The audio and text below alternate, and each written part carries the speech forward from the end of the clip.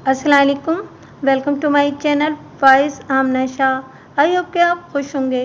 कहानी शुरू करने से पहले आपसे रिक्वेस्ट है कि अगर आपको मेरा कंटेंट पसंद आता है तो प्लीज़ मेरे चैनल को सब्सक्राइब करें। आइए मलिक सफदर हयात की एक और सनसनीखेज तफ्तीशी कहानी सुनते हैं। इन दिनों में पिंडी भटिया के एक थाने में तैनात था। ये कस्बा दरियाए चनाब से ज़्यादा फासले पर नहीं है।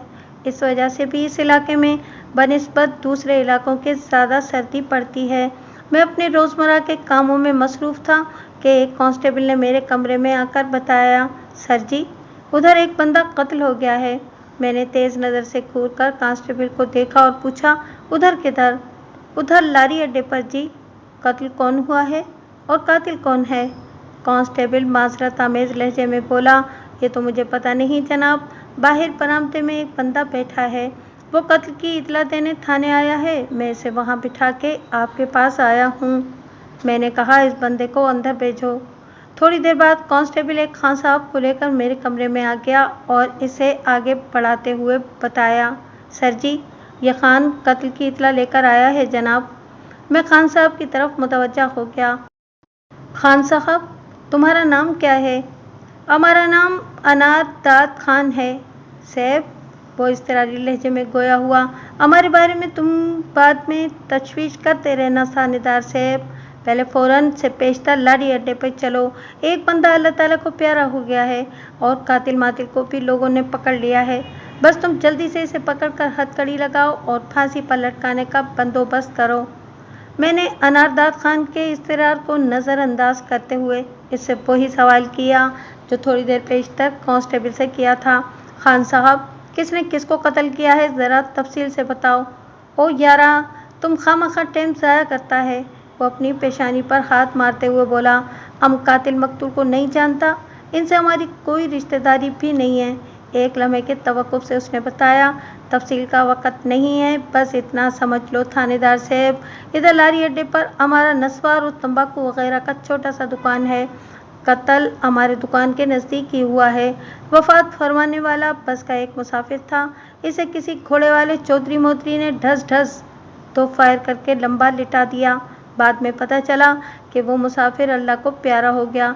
बस हम इससे ज़्यादा और कुछ नहीं जानता। अनारदाद खान की उम्र लगभग 40 साल रही होगी। वो पस्ता कामत और भारी जिस्म का मालिक एक सेहतमंद शख्स था। वज़े कते से वो एक रवायती पठान दिखाई देता था। इसकी छोटी छोटी आंखें सर्च लाइट्स की तरह घूमती हुई महसूस होती थीं। मैंने इसकी बात सुनने के बाद पूछा, खान साहब, क्या ये कत्ल आपके सामने हुआ है? मेरा मतलब है कि आपने अपनी आंखों से कातिल को गोली चलाते हुए देखा है?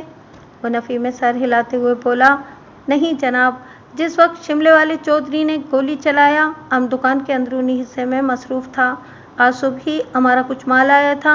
हम तंबाकू की वो बोरियां दुकान के अंदर सेट कर रहा था। फिर जब हमने फायर का आवाज़ सुना तो फ़ौरन दुकान से बाहर निकला। हमारा दुकान तो लारी अड्डे ही में है, लेकिन जहाँ कत्ल हुआ वो जगह दुकान से थोड़े फासले पर है। हम लपक कर उधर पहुँचा। मकतूल बेचारा इस वक्त ज़मीन पर पड़ा तड़प रहा था और फायर करने वाला चौधरी अपने घोड़े पर बैठकर फरार होने का इरादा कर ही रहा था कि एक बाबूजी ने घोड़े को नीचे गिरा दिया। चौधरी भी घोड़े के साथ ही ज़मीन पर आया। फिर सब लोगों ने चौधरी को बेबस करके काबू में कर लिया। बस अब आप फ़ौरन पहुँचो, हम भी चलता है, हम अपना दुकान बंद करके अंदर आया है। अनारदाद खान की इस इंकिशाफ अंगेज़ गुफ्तगू ने मुझे चौंका दिया था। मैंने इससे सवाल किया, खान साहब, आपने बताया है कि किसी बाबाजी ने चौधरी के घोड़े को गिरा दिया। ओ खुदा का बंदा! अनारदाद खान ने माथे पर हाथ मारते हुए मेरी बात काट दी और बोला, वो बाबाजी भी उधर लारी अड्डे पर ही मौजूद है। बाकी सारा तफसील उधर ही पूछ लेना साहब, हम जा रहा है। मैंने अनारदाद खान से मज़ीद बहस करना मुनासिब न समझा और उसे जाने की इजाज़त दे दी। लारी अड्डा मेरे थाने से ज़्यादा दूर नहीं था। मैंने कांस्टेबल से कहा, तारिक, फ़ौरन एएसआई सलामत अली को मेरे कमरे में भेजो। वो सल्यूट मारकर कमरे से जाने लगा तो मैंने कहा, और हाँ, बाहर सड़क से कोई खाली टांगा पकड़ लाओ लारी अड्डे जाने के लिए। तारिक के रुखसत होते ही एएसआई सलामत अली मेरे कमरे में हाजिर हो गया। वो मेरे पास पहुंचने से पहले इस कत्ल की वारदात के बारे में काफ़ी मालूमात हासिल कर चुका था। मैं संगीन नौयत के मामलात में सलामत अली को अपने साथ रखता था। वो एक सहीन और बुर्दबार एहलकार था। मुझे उम्मीद थी कि वो आगे चलकर बहुत तरक्की करने वाला था। किस्सा मुख्तसर, थोड़ी देर बाद मैं एएसआई सलामत अली और 2 कांस्टेबल के साथ टांगे में बैठा लारी अड्डे की जानिब जा रहा था। वकुए पर एक झमकुटा सा दिखाई दे रहा था। हम आने वाहिद में लाश के करीब पहुंच गए। हमें टांगे से उतरकर इस तरफ आते देखकर मजमा गाय की तरह फट गया था। मैं बगौर जाए वकुआ का जायजा लेने लगा। एक जवान शख्स की लाश जमीन पर पड़ी थी। सीने से इसका लिबास खून आलूद था। मैंने पहली ही नज़र में अंदाज़ा लगा लिया कि दोनों फायर इसके सीने में किए गए थे और यही इसकी मौत का सबब भी बने थे। इस जवान को ज़मीन पर पड़े देखते ही मुझे यकीन हो गया था कि इसमें ज़िंदगी की कोई रमक बाकी नहीं थी। इसकी उम्र लगभग 22 साल थी और इसकी सेहत और जवानी को देखते हुए कहा जा सकता था कि ये इसके मरने के दिन नहीं थे। नज़दीकी एक तरफ 3-4 अफराद ने एक चौधरी टाइप शख्स को काबू में कर रखा था। वो इनकी गिरफ्त में बुरी तरह तिलमिला रहा था और इन्हें खतरनाक नताइज की धमकियां भी दे रहा था। इसका मुश्की घोड़ा भी एक तरफ बंधा हुआ था। एएसआई फौरन चाय वकुआ का नक्शा बनाने में मसरूफ़ हो गया। फौरी तौर पर जो हालत व वाक़ियात मेरे इल्म में आए, मैं पहले इसका खुलासा आपकी खिदमत में पेश करता हूँ। नामालूम मकतूल एक मुसाफिर था जो बस में सवार होकर पिंडी भट्टियाँ पहुँचा था। यानी मज़कूरा बस मकतूल को लेकर पिंडी भट्टियाँ के लारी अड्डे पर पहुँची थी। मकतूल की मंजिल पिंडी भट्टियाँ से कहीं आगे थी। मुझे अच्छी तरह याद नहीं है। गालिबन वो ग्राउंड बस सर्विस या राजा ट्रेवल्स की कोई बस थी जो सियालकोट से सरगोदा के रूट पर चलती थी। इस ज़माने में ज़्यादातर बेडफोर्ड बसें चला करती थीं और वो भी बेडफोर्ड बस ही थी जिसका मुंह ट्रक के मानंद आगे को निकला हुआ था। पिंडी भट्टियाँ के अड्डे पर स्टॉप के बाद जैसे ही बस अड्डे से निकलकर सड़क पर आई, एक घुड़सवार ने उसका रास्ता रोक लिया। नहायत ही कीमती और शानदार लिबास में मलबूस एक चौधरी नुमा शख्स घोड़े को बस के सामने खड़ा करके खुद घोड़े से नीचे उतर आया और बस की खिड़कियों से झांक झांक कर अंदर देखने लगा। फिर उसने एक खिड़की में हाथ डालकर एक नौजवान शख्स को बाहर आने का हुक्म दिया। इसके लहजे में तहकुम और तहकुम में बेपनाह ग़ज़बनाकी पाई जाती थी। जिस शख्स को चौधरी ने बस से बाहर बुलाया था वो एक खातून के साथ बस में सवार था। वो दोनों 2 मुसाफिर वाली सीट पर बैठे थे। औरत खिड़की वाली सिमत में थी और इसने बुर्का पहन रखा था। औरत के साथी ने जब चौधरी के हुक्म की तामील ना की तो चौधरी बनफ्से नफीस बस के अंदर घुस आया और मज़कूरा शख्स को गिरेबान से पकड़कर खड़ा करते हुए फुनकारा, मैंने तुम्हें बाहर बुलाया था। औरत का साथी अगरचे चौधरी की शान और शौकत से मरूब हो गया था, ताहम वो जुर्रतमंदाना अंदाज में बोला, कौन हो तुम और मुझे बस से नीचे क्यों उतारना चाहते हो? मैं तुम्हें नहीं जानता। मैं चौधरी हक नवाज खरल हूँ। चौधरी ने अपना तारुफ कराया। और तुम्हें बस से नीचे उतारने का मकसद ये था कि तुम्हें तुम्हारे जुर्म की सज़ा दी जाए। मैंने क्या जुर्म किया है? बल्ले भई बल्ले, चौधरी हक नवाज ने इस्तेज़ाइया लहजे में कहा, तो तुम अपना जुर्म भी भूल गए हो? अभी थोड़ी देर पहले तुमने मुझ पर थूका था। चौधरी ने आखिरी अल्फाज तुर्शिया में इस लहजे में अदा किए थे। मैंने तुम पर थूका था? वो शख्स हक्का बक्का रह गया। बस के मुसाफिरों ने अपनी अपनी समझ के मुताबिक इस शख्स की हिमायत में चौधरी से कहा, उसने ऐसा नहीं किया चौधरी साहब, आपको शायद कोई गलत फहमी हुई है। ये बेचारा तो आपको जानता तक नहीं। ये बात तो ठीक है कि ये मुझे नहीं जानता, क्योंकि मैं भी आज पहली मर्तबा इसे देख रहा हूँ, चौधरी ने बदस्तूर खुसीले लहजे में कहा। लेकिन मुझे कोई गलत फहमी नहीं हुई। इस शख्स ने थोड़ी देर पहले बाकायदा मुझ पर थूका था। बुर्का पोश औरत इस नागहानी पर खासी हिरासा नजर आ रही थी, ताहम बुर्के की वजह से उसके चेहरे के तासुरात दूसरे मुसाफिरों से छुपे हुए थे। एक मुसाफिर ने चौधरी को मुखातिब करते हुए कहा, चौधरी साहब, मैं सियालकोट से इसी बस में सफ़र कर रहा हूँ। मुझे अच्छी तरह याद है कि ये दोनों मुसाफिर रसूलपुर तारड़ से इस बस में सवार हुए थे और अब तक सवार हैं। रसूलपुर तारड़ से लेकर यहाँ तक 3 मरतबा बस रास्ते में रुकी है। ये दोनों मुस्तकिल अपनी सीट पर मौजूद हैं। मेरी समझ में नहीं आ रहा कि इस बेचारे ने किस वक्त और किस जगह आप पर थूका है। दूसरा मुसाफिर बोला, और चौधरी साहब, आपको तो मैंने अभी अभी देखा है, अपनी बस के सामने सड़क पर खड़े। इस शख्स के बारे में आपको यकीनन मुगालता हुआ है। आप इसको माफ़ करें और बस को जाने दें। तुम लोगों का दिमाग ख़राब हुआ है? चौधरी बारी बारी सबको कहर आलूद नजरों से घूरते हुए बोला, मैं बताता हूँ तुम लोगों को। एक लम्हे के तवक्कुफ से उसने कहना शुरू किया, मैं मौजा कोलू तारड़ के चौधरी अली नवाज खरल का बड़ा बेटा चौधरी हक नवाज खरल हूँ। मैं अपने मुश्की घोड़े पर रसूलपुर तारड़ से पिंडी भटिया की तरफ आ रहा था। पिंडी भटिया से 2 मील पहले ये बस मेरे करीब से गुजरी थी। मैं इस वक्त पक्की सड़क के साथ साथ कच्चे में घोड़ा दौड़ा रहा था। ऐन इस वक्त जब बस मुझे ओवरटेक कर रही थी, इस नामुराद ने खिड़की में से मुंह निकालकर मुझ पर थूका था। फिर चौधरी ने इस शख्स को एक झटका दिया और कहा, बस खासी तेज रफ्तारी से जा रही थी। ताहम मैंने इसका ताक़ुब जारी रखा और यहाँ आकर मैं बस को रोकने में कामयाब हो गया हूँ। अब आई कुछ समझ में बात? औरत के साथी शख्स ने कतरे सहमी हुई आवाज़ में कहा, हाँ मुझे याद है, मैंने खिड़की से बाहर थूका तो था, लेकिन मुझे क्या पता था कि वो थूक आप पर जा गिरेगा। तुम्हें पता नहीं था? चौधरी ने दांत कचकचाते हुए सहरीले लहजे में कहा, यही बात बताने के लिए तो मैं तुम्हें बस से बाहर ले जा रहा हूँ। तुम्हारी 7 पुश्तों को भी पता चल जाएगा कि चौधरी हक नवाज खरल पर थूकने का अंजाम क्या होता है। एक मुसाफिर ने हिमायती अंदाज में कहा, चौधरी साहब गुस्सा जाने दें, जो कुछ हुआ इसमें शख्स की बदनीयती को कोई दखल नहीं है, आप इसको माफ़ कर दें। अल्लाह भी तो बड़े से बड़ा गुनाह माफ़ कर देता है। ये बेचारा तो बेकसूर है, आप इसकी जाँ बख्शी कर दें। चौधरी एक अनागजीता और फिरौन सिफ्त शख्स था। इस समझाने बुझाने का उस पर उल्टा असर हुआ। वो अपनी शिकार को खींचते हुए रौनक आमेज लहजे में फुनकारा, अल्लाह यकीनन माफ़ कर देता है, लेकिन बंदा माफ़ नहीं करता।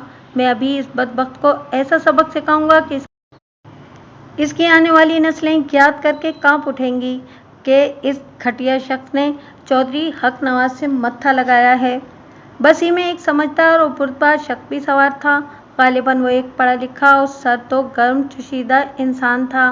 उसने चौधरी से कहा, चौधरी साहब इस बेबस शख्स ने आपसे मत्था नहीं लगाया, बस वो एक इत्तेफाक था। आप इस नाखुशगवार वाक़े को भूलने की कोशिश करें। ये कोई मामूली वाक़या नहीं है, चौधरी बोला। इस कमज़ात ने चौधरी हक नवाज के गज़ब को ललकारा है। भरी बस के सामने मेरी बेइज्जती हुई है। इसी जहां दीदा शख्स ने कहा, चौधरी साहब इसमें बेइज्जती वाली कौन सी बात है? हम सब आपके लिए अजनबी हैं, ना आप हमें जानते हैं और ना ही हम आपसे वाकिफ़ हैं। वैसे भी अगर आप इस वाक़े को उछालने की कोशिश ना करते तो हमें इस बारे में कुछ मालूम ही नहीं था। आपने तो खुद बस रोक कर इस मामले को हम तक पहुँचाया है। ज़्यादा अक्लमंद बनने की कोशिश ना करो। चौधरी ने इस मर्द माकूल की तरफ देखते हुए धमकी आमेज लहजे में कहा, अभी एक आवाज़ दूंगा तो दर्जनों लोग इकट्ठे हो जाएंगे। दूर दूर तक मेरा दबदबा है। मैं जब तक इस शख्स को इसके किए की सज़ा नहीं दे लूँगा, इस वक्त तक मुझे चैन नहीं आएगा। फिर वो इस शख्स को धक्का देते हुए बोला, चलो आगे लग। अजीब बददिमाग और कमीना खसलत चौधरी था। इन दोनों की सीट बस के दरवाजे के करीब ही थी। चौधरी ने इस शख्स को बजबर बस से नीचे उतार लिया। इनके साथ ही बहुत से मुसाफिर भी बस से बाहर निकल आए और चौधरी को अपने तईं समझाने की कोशिश करने लगे, मगर शायद चौधरी का बुरा वक्त आन पहुंचा था। इस पर किसी की नसीहत का असर नहीं हो रहा था। चौधरी ने बाकायदा इस शख्स को मानना शुरू कर दिया।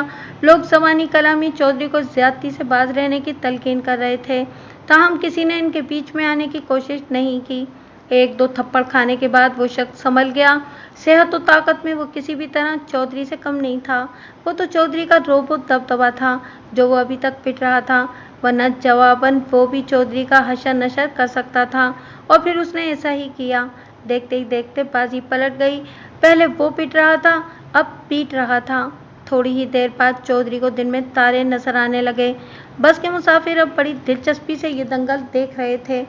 जब चौधरी हक नवाज की दुर्गत खासी जिल्लत आमेज हो गई तो उसने अचानक अपनी बास्केट की अंदरूनी जेब से रिवॉल्वर निकाल लिया। उस वक्त चौधरी ज़मीन पर गिरा हुआ था और वो मुसाफिर शख्स पूरी तरह उस पर छाया हुआ था। फिर इससे पहले कि वो शख्स चौधरी के हाथ में रिवॉल्वर देखकर अपना बचाव कर पाता, चौधरी ने यके बाद दीगरे 2 फायर कर दिए। मुसाफिर का सीना खून उगलने लगा और वो दोनों हाथों से छाती थामकर ज़मीन पोश हो गया। इस अचानक बदलती हुई सूरत हाल ने वहाँ मौजूद हर शख्स को गोया पत्थर का बना दिया था। इस मौके से फ़ायदा उठाते हुए चौधरी हक नवाज खरल अपने घोड़े की जानिब बढ़ा। वो घोड़े पर सवार हुआ और इससे पहले कि उसका घोड़ा हवा से बातें करने लगता, एक ताज्जुब खेज वाकया रूनुमा हुआ। चौधरी अपने घोड़े समेत उलटकर जमीन पर आ गिरा था। इसी जमीन पर जहां एक दूसरा इंसान जान कनी के आलम में पड़ा तड़प रहा था। अगले ही लम्हे सबको होश आ गया और फिर फौरन ही उनकी समझ में ये बात भी आ गई कि चौधरी और घोड़े को कौन सी अनदेखी कुव्वत ने खाक चाटने पर मजबूर कर दिया। सबकी नजरें 50 साला निजामुद्दीन पर लगी हुई थीं, जिसकी हिम्मत और हाजिर दिमागी ने वो करिश्मा दिखाया था। दरअसल जब चौधरी ने वहां से फरार होने की कोशिश की थी, ऐन इसी वक्त बाबा निजामुद्दीन ने अपने हाथ में पकड़ी हुई लाठी घोड़े की टांगों में फंसा दी थी। इस लाठी और बाबा निजामुद्दीन में तवील रिफाकत थी। वो जब भी घर से बाहर निकलता, वो लाठी एक रफ़ीक देरीना की तरह उसके हाथ में होती थी। वो किसी मजबूत लकड़ी की एक 5 फीट लंबी और 1.5 इंच मोटी लाठी थी। ऐसे क्या बटर बटर देख रहे हो तुम सब? बाबा निजामुद्दीन ने बारी बारी वहां मौजूद तमाम अफराद की तरफ देखते हुए कहा। फौरन इस कातिल चौधरी को पकड़ लो। निजामुद्दीन की आवाज़ में जाने कैसा सहर था कि सब चौधरी पर टूट पड़े। निजामुद्दीन इनकी हौसला अफजाई कर रहा था। शाबाश, जाने न पाए, इसे अच्छी तरह काबू कर लो, और हाँ, कोई जाकर थाने में इतला कर दे। इस मौके पर अनारदाद खान भी वहां पहुंच चुका था। निजामुद्दीन की तरगीब पर वो फौरन लपक कर हमें इतला देने थाने चला आया था और अब हम यहाँ जाए वारदात पर मौजूद थे। अनारदाद खान ने मुझे मकतूल की किसी साथी औरत के बारे में कुछ नहीं बताया था। इसकी वजह शायद ये थी कि खान बहुत घबराया हुआ था और किसी तफसील में पड़े बगैर वो हमें फौरन चाय वकुआ पर लाना चाहता था। मेरे इशारे पर एएसआई वहां पहुंचते ही कातिल चौधरी हक नवाज को हथकड़ी लगा चुका था। इसके बाद ही वो चाय वारदात का नक्शा बनाने में मसरूफ हुआ था। ताहम अब वो अपना काम ख़त्म कर चुका था। ये थे वो हालात जो चाय वकुआ पर पहुंचने के फौरन बाद मुझे मालूम हुए थे। लाश का मुआयना और इंतहाई हंगामी नौयत के ज़रूरी इक़दाम करने के बाद मैंने वहां मौजूद बस के ड्राइवर से पूछा, मकतूल की साथी औरत कहाँ है? ड्राइवर का नाम मुश्ताक और उम्र 45 के करीब थी। उसने जवाब दिया कि वो बुरके वाली बीवी उधर बस के अंदर है जी, बेहोश। बेहोश? मैंने चौंक कर सवालिया नज़र से उसकी तरफ देखा। वो बोला, जी बेहोश। वो कैसे बेहोश हो गई? मैंने बस की जानिब बढ़ते हुए कहा। जैसे ही उसने अपने साथी को गोली खाकर गिरते देखा, वो गश खाकर गिर पड़ी और फौरन बेहोश हो गई। ड्राइवर ने बताया, हमने बड़ी मुश्किल से उठाकर इसे बस के अंदर पहुंचाया था। वो बस की सबसे आखिरी सीट पर पड़ी है। मैंने पूछा, क्या दूसरे मुसाफिरों की तरह वो भी बस से नीचे उतर आई थी? जी, उसने इस बात में जवाब दिया। वो एक तरफ खामोश खड़ी चौधरी और अपने साथी की लड़ाई देखती रही। फिर जैसे ही चौधरी ने रिवॉल्वर से फायर किया और इस औरत का साथी नीचे गिरा, इसने एक दिल खराश चीख मारी और धड़ाम से ज़मीन पर आ गिरी। इस वक्त से अब तक बेहोश है। मैंने बस की पिछली सीट पर पड़ी मकतूल की साथी औरत का जायज़ा लिया। वो बदस्तूर बेहोश थी, ताहम उसके सीने का ज़ेरो-बम तसल्ली बख्श था। इसमें ज़िंदगी के आसार मौजूद थे। मैं इस औरत का जायज़ा ले ही रहा था कि बस के ड्राइवर ने कहा, थानेदार साहब, आपको जो भी कार्रवाई करना है जल्दी जल्दी कर लें और हमें जाने की इजाज़त दें। हमें अपने वक्त के मुताबिक अड्डे में पहुंचना होता है और फिर बस के तमाम मुसाफिर परेशान हो रहे हैं। इसकी बात खासी माकूल थी, ताहम मैं ज़रूरी कार्रवाई के बगैर उसे जाने की इजाज़त नहीं दे सकता था। मैंने सरे दस्त मकतूल की लाश को ज़िलाई अस्पताल भिजवाया ताकि उसका पोस्टमार्टम हो सके और मकतूल की साथी बेहोश औरत को ज़रूरी तिब्बी इमदाद के लिए मकामी अस्पताल रवाना कर दिया। इसके बाद मैं बस के मुसाफिरों वगैरह की जानिब मुतवज्जा हुआ। वो बस सियालकोट और सरगोदा के दरमियान चलती थी और इस वक्त वो सियालकोट से सरगोदा जा रही थी। ज़्यादातर मुसाफिर सरगोदा के थे। दरियाई चनाब के इस पार ज़िला सरगोदा की हुदूद शुरू हो जाती थी। मैंने तमाम मुसाफिरों से सरसरी से सवाल किए। इनके बयानात बड़ी हद तक आपस में मिलते जुलते थे। फिर मैं बस के ड्राइवर मुश्ताक अहमद से मुखातिब हुआ। बस का कंडक्टर नज़ीर हुसैन भी इस वक्त मुश्ताक के करीब ही खड़ा था। मुश्ताक, तुम अपना नाम पता मुझे नोट करवाओ। गवाही के लिए किसी भी वक्त तुम्हारी ज़रूरत पेश आ सकती है। हम मजदूर लोग हैं थानेदार साहब, कंडक्टर ने कहा। हमें गवाही वगैरह के चक्कर में न डालें। जो पूछना है यहीं पूछ लें और हमारे बयान की तस्दीक भी कर लें। बस के मुसाफिरों से। सारा वाक़या सबके सामने ही पेश आया है। ड्राइवर मुश्ताक ने कहा। नज़ीरे ने बिल्कुल ठीक कहा है जनाब, हम कहाँ अदालतों के चक्कर लगाएंगे। आप हमारे अंगूठे लगवा लें किसी भी कागज़ पर और जो भी मर्जी आए हमारा बयान लिख लें, मगर हमें इस केस में न घसीटें। ओए नामाकूलो, जब किसी बयान पर तुम्हारे अंगूठे लग जाएंगे या तुम्हारे अंगूठों वाले कागजात पर तुम्हारे बयान लिख दिए जाएंगे तो फिर तुम किस तरह अदालती चक्करों से बच सकोगे। गवाही तुम पर फिर लाजिम हो जाएगी। नज़ीर हुसैन उर्फ नज़ीरे सरासीमा नजर आने लगा। मैंने ड्राइवर से कहा, मुश्ताक अहमद, तुम कहाँ के रहने वाले हो। जी मैं सरगोदा का वसनीक हूँ। ओए कमअक्ल, सरगोदा तो बहुत बड़ा ज़िला है, मैंने डांट आमेज लहजे में कहा। इस ज़िले में तुम किस जगह रहते हो। वो तामुल करते हुए बोला, मौज़ा हिलालपुर जनाब। फिर खुद ही वजाहत कर दी, ये गांव भाबरा में है। मैं भाबरा एक बार जा चुका था। भाबरा सरगोदा का सरहदी कस्बा है। इसके बाद ज़िला गुजरात शुरू हो जाता है। मैंने मुश्ताक ड्राइवर का नाम और पता अपनी डायरी में नोट किया और उसे छोड़कर कंडक्टर की तरफ मुतवज्जा हो गया। ख़ास तौर पर मुझे मकतूल के बारे में मालूमात दरकार थीं क्योंकि इसकी साथी औरत ताहाल बेहोश थी और मकतूल की जामा तलाशी से ऐसी कोई चीज़ बरामद नहीं हुई थी जिससे इनके बारे में जाना जा सकता। शायद मैं मकतूल की जामा तलाशी का जिक्र करना भी भूल गया हूँ। इसके लिबास की तलाश से 500 रुपये और एक एड्रेस बरामद हुआ था। इस ज़माने में 500 रुपये बहुत बड़ी रकम होती थी। एड्रेस किसी इरशाद हुसैन नामी शख्स का था जो मौज़ा नूरपुर नून भलवाल ज़िला सरगोदा का रहने वाला था। कम से कम एड्रेस वाले पर्चे से यही ज़ाहिर होता था। मकतूल ने शलवार कमीज़ पर गर्म ऊनी स्वेटर सेब तन कर रखा था। मकतूल की बेहोश होने वाली साथी ने खासा कीमती जोड़ा पहन रखा था और तलाई जेवरात से लदी फदी थी। पहली नज़र और अंदाजे में वो मियाँ बीवी लगते थे, ऐसे मियाँ बीवी जिनकी नई नई शादी हुई हो। मैंने कंडक्टर नज़ीर हुसैन से पूछा, नज़ीरे, तुम कहाँ के रहने वाले हो। वो बोला, थानेदार जी, मैं कोट अमीर शाह झंकर रहने वाला हूँ जनाब। अच्छा, तो तुम चिन्योटी हो। मैंने डायरी में उसका नाम पता नोट करते हुए कहा। कोट अमीर शाह चिन्योट में वाक़ था और चिन्योट ज़िला झंका ही एक इलाका था। मैंने पूछा, नज़ीर हुसैन, तुमने इन दोनों मुसाफिरों को कहाँ से उठाया था। उसने जवाब दिया, जनाब, वो रसूलपुर ताड़र के स्टाफ से हमारे बस में सवार हुए थे। और इनको जाना कहाँ था। मकतूल ने सरगोदा के टिकट कटाए थे।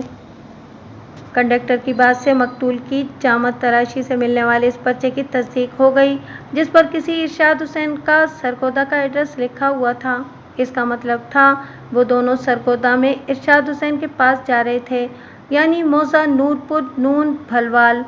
मैंने मज़ीद 2-4 ज़रूरी सवालात के बाद बस को ले जाने की इजाज़त दे दी। इसके बाद बाबा निज़ामुद्दीन की तरफ मुतवज्जा हो गया जो अपनी मखसूस लाठी थामे एक जानिब खड़ा था। उसके साथ एक और शख्स भी था। बाद में उसका नाम सरवर हुसैन मालूम हुआ।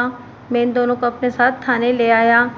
मेरे सवालात के जवाबात में बाबा निज़ामुद्दीन ने बताया कि वो और सरवर हुसैन भी इसी बस में पिंडी भटियाँ पहुँचे थे। पिंडी भटियाँ से आगे इन्हें अपने अपने गाँव जाना था। अभी वो लारी अड्डे में ही घूम फिर रहे थे कि वो वाक़या पेश आ गया जिसने इन्हें इस तरफ आने पर मजबूर कर दिया था। बाबा निज़ामुद्दीन, तुमने तो वाकई कमाल कर दिया। मैंने इसे तारीफी नज़र से देखते हुए कहा, कातिल की गिरफ्तारी का सेहरा तुम्हारे सर बनता है। अगर तुमने पर वक्त फुर्ती न दिखाई होती तो कातिल यकीनन फरार हो चुका होता। निज़ामुद्दीन ने ज़ेरे लब मुस्कुराते हुए कहा, थानेदार साहब, अब सर पर सेहरा बांधने की हमारी उम्र कहाँ है। पूरे 50 साल का हो चुका हूँ। माशाअल्लाह पोते पोतियों वाला हूँ। बाकी जहाँ तक फुर्ती का ताल्लुक़ है तो बस इसमें भी कुदरत ही की कोई मसलहत पोशीदा है। वो ख्याल अचानक ही मेरे जहन में आ गया था। बहरहाल तुम्हें इस कारनामे पर इनाम ज़रूर मिलना चाहिए। मैंने कहा, मैं इसके लिए आला हुकाम से तुम्हारी सिफारिश भी करूँगा। बाबा निज़ामुद्दीन ने कहा, आप मुझे इनाम दिलाएं या ना दिलाएं ये तो आपकी मर्ज़ी पर मुनहसर है। मैंने तो अपना फ़र्ज़ पूरा किया है। मैंने सरवर हुसैन की तरफ देखते हुए बाबा निज़ामुद्दीन से पूछा, क्या आप दोनों एक साथ ही हैं। सरवर हुसैन की उम्र कमोबेश 30 साल थी। उसने जवाब दिया कि नहीं जनाब, बस ये तो एक इत्तेफाक ही समझें कि हम एक ही बस में पिंडी भटियाँ पहुँचे हैं। वैसे मैं हैस्की का रहने वाला हूँ। हैस्की तो पिंडी भट्टियाँ का ही एक गांव है। मैंने सवालिया नज़र से सरवर हुसैन को देखा। वो मेरी नज़र का मतलब समझ गया और बोला, बिल्कुल दुरुस्त फरमाया जनाब ने। मौजा हैस्की पिंडी भट्टियाँ ही में है, लेकिन इस वक्त मैं जलालपुर जट्टा से आ रहा हूँ। यहाँ पिंडी भट्टियाँ में थोड़ा काम है, इसके बाद अपने गांव चला जाऊँगा। मैं गुज़िश्ता रोज़ से जलालपुर जट्टा गया हुआ था। और बाबा निज़ामुद्दीन, मैंने बाबा को मुखातिब करते हुए सवाल किया, तुम्हारा ताल्लुक़ किस इलाके से है? वो बोला, मैं रसूलपुर तारड़ का रहने वाला हूँ सरकार। यहाँ पिंडी भट्टियाँ में एक तो ज़रूरी काम निपटाने के बाद अपनी बड़ी बेटी के ससुराल जाऊँगा। वो मौजा ज़ख़ीरा चक नंबर 2 में रहती है। मैंने चौंके हुए लहजे में पूछा, बाबा निज़ामुद्दीन, मकतूल और उसकी साथी भी रसूलपुर तारड़ से बस में सवार हुए थे और तुम भी इसी इलाके के रहने वाले हो, क्या तुम इन दोनों को जानते हो? वो चंद लम्हे सोचने के बाद बोला, नहीं जनाब, मैं इन दोनों को नहीं जानता। वो दोनों मेरे सामने ही बस में बैठे थे। मकतूल को मैंने इससे पहले कभी नहीं देखा। हो सकता है वो आसपास के किसी गांव का रहने वाला हो। मैं तो ख़ास रसूलपुर तारड़ में रहता हूँ। और इसकी साथी औरत के बारे में क्या ख्याल है? वो तो बुरके में थी जनाब, वो जल्दी से बोला। इसके बारे में भला मैं क्या ख्याल ज़ाहिर कर सकता हूँ? इसकी बात में वज़न था। मैंने बस की पिछली सीट पर लेटी हुई बेहोश औरत का अच्छी तरह जायज़ा ले लिया था। ताहम बाबा निज़ामुद्दीन ने इसका चेहरा नहीं देखा था। वो 18 साल की एक खूबसूरत लड़की थी। पहली नज़र में मैंने यही अंदाज़ा लगाया था कि वो नौब्याहता जोड़ा था। मैंने बाबा से पूछा, अगर तुम्हें इस बेहोश औरत का चेहरा दिखा दिया जाए तो तुम इसे पहचानने की कोशिश करोगे? क्यों नहीं जनाब, ज़रूर कोशिश करूँगा। ठीक है, हम अभी अस्पताल चलते हैं, मैंने कहा। इसी वक्त एक कांस्टेबल ने मेरे कमरे में आकर बताया, मलिक साहब, इस चौधरी ने तो हवालात में बड़ी आफत मचा रखी है। हमें बड़ी बड़ी धमकियां और गालियां दे रहा है। अच्छा, मैंने गुस्से को जब्त करते हुए कहा, तुम हेड कांस्टेबल जब्बार खान को मेरे पास भेजो। थोड़ी देर बाद जाबिर खान मेरे साथ खड़ा था। वो महकमा जाती कार्रवाई में अपने नाम की अमली तफसीर था। मैंने इससे कहा, जाबिर खान, ज़रा अपने मखसूस स्टाइल में इस मामे खान के पुत्र चौधरी हक नवाज को तो मेरे पास लाओ। सुनाए किसने हवालात में बड़ी थरथरली डाल रखी है? अभी लाया सरकार, जाबिर खान ने अपनी किंग साइज मूँछों को ताव देते हुए कहा। अगर आपकी इजाज़त हो तो आपकी खिदमत में पेश करने से पहले ज़रा इसकी खातिर तवाज़ु भी कर दूँ। इजाज़त है, मैंने कहा। जाबिर खान खुशी खुशी रुखसत हो गया। बाबा निज़ामुद्दीन ने कहा, मलिक साहब, हम यहाँ से हट जाते हैं। मुझे देखकर चौधरी कहीं यहाँ पे से बाहर न हो जाए। इसकी गिरफ्तारी मेरी ही वजह से हुई है, वरना वो तो साफ निकल गया था। मैंने कहा, इसकी ज़रूरत नहीं है बाबा निज़ामुद्दीन। चौधरी आपे से बाहर हो या जापे से बाहर, इससे कोई फ़र्क नहीं पड़ता। अब वो एक ऐसा सांप है जिसका सारा जहर निकाला जा चुका है। वो कत्ल का मुजरिम है और मेरे पास इसके जुर्म के ऐनी गवाह मौजूद हैं। वो अब ज़िंदगी भर जेल से बाहर नहीं आएगा, बल्कि मुमकिन है कि फांसी ही चढ़ जाए। जनाब, ये चौधरी और जागीरदार बड़े असर रसूख वाले होते हैं, सरवर हुसैन ने कहा। इनकी बहुत ऊपर तक पहुंच होती है। जेलें और थाने इनका कुछ नहीं बिगाड़ सकते। मैंने कहा, सरवर हुसैन, तुम्हारी बात में अगरचे वज़न है, लेकिन हर मामले में ऐसा नहीं होता। बाज़ औक़ात बड़े बड़े फन्ने खान एड़ियाँ रगड़ते और गिड़गिड़ाते रह जाते हैं, लेकिन कानून को नहीं खरीद सकते। इनकी पहुँच जितनी ऊपर तक होती है, इसके ऊपर भी कोई ज़ात मौजूद है। वो जब पकड़ता है तो बड़े बड़ों को दांतों पसीना आ जाता है। तुम देखना, मैं इस चौधरी का हशर ख़राब कर दूँगा। ये अपनी पूरी ताकत और दौलत खर्च करके भी कानून की गिरफ्त से नहीं बच सकेगा। काश हमारे मुल्क के तमाम पुलिस वाले आप जैसे हो जाएं मलिक साहब, बाबा निज़ामुद्दीन ने दुआई अंदाज में कहा। सरवर हुसैन ने ताईदी लहजे में कहा, आमीन। हम कानून और जुर्म के मौजू पर बातें कर रहे थे कि हेड कांस्टेबल जाबिर खान चौधरी हक नवाज खरल को मेरे कमरे में ले आया। चौधरी ने मेरे सामने बिछी कुर्सियों में से एक पर बैठने की कोशिश की तो जाबिर खान ने इसे कॉलर से पकड़कर खींच लिया। मैंने कहा, मेरे थाने में मुजरिमों को बैठने के लिए कुर्सी नहीं पेश की जाती चौधरी। तुम ये अच्छा नहीं कर रहे मलिक सफ्तर हयात, वो खूंखार लहजे में बोला। अब भी वक्त है, मुझे छोड़ दो, जितनी रकम चाहे ले लो, मैं तुम्हारी हर गलती माफ़ कर दूंगा। वरना क्या चौधरी? मैंने उसकी आंखों में देखते हुए कहा, तुम मेरे वालिद साहब को नहीं जानते। मैं जानता हूँ इस मगरूर और जालिम चौधरी अली नवाज खरल उर्फ कोलू तारड़ को भी। मैंने ठोस लहजे में कहा, वो क्या कर लेगा? हम तो बड़े बड़े अफसरों के तबादले करवा दिया करते हैं। लेकिन मैं तो बहुत छोटा अफसर हूँ चौधरी, मैंने तमस्कुराना अंदाज में कहा। वो गुस्से से बोला, तुमने अगर मेरी बात ना मानी तो मैं तुम्हारी वर्दी भी उतरवा दूंगा। तुम वर्दी की बात करते हो? मैंने सनसनाते हुए लहजे में कहा, मैंने तो तुम्हारी खाल उतरवाने का बंदोबस्त कर रखा है।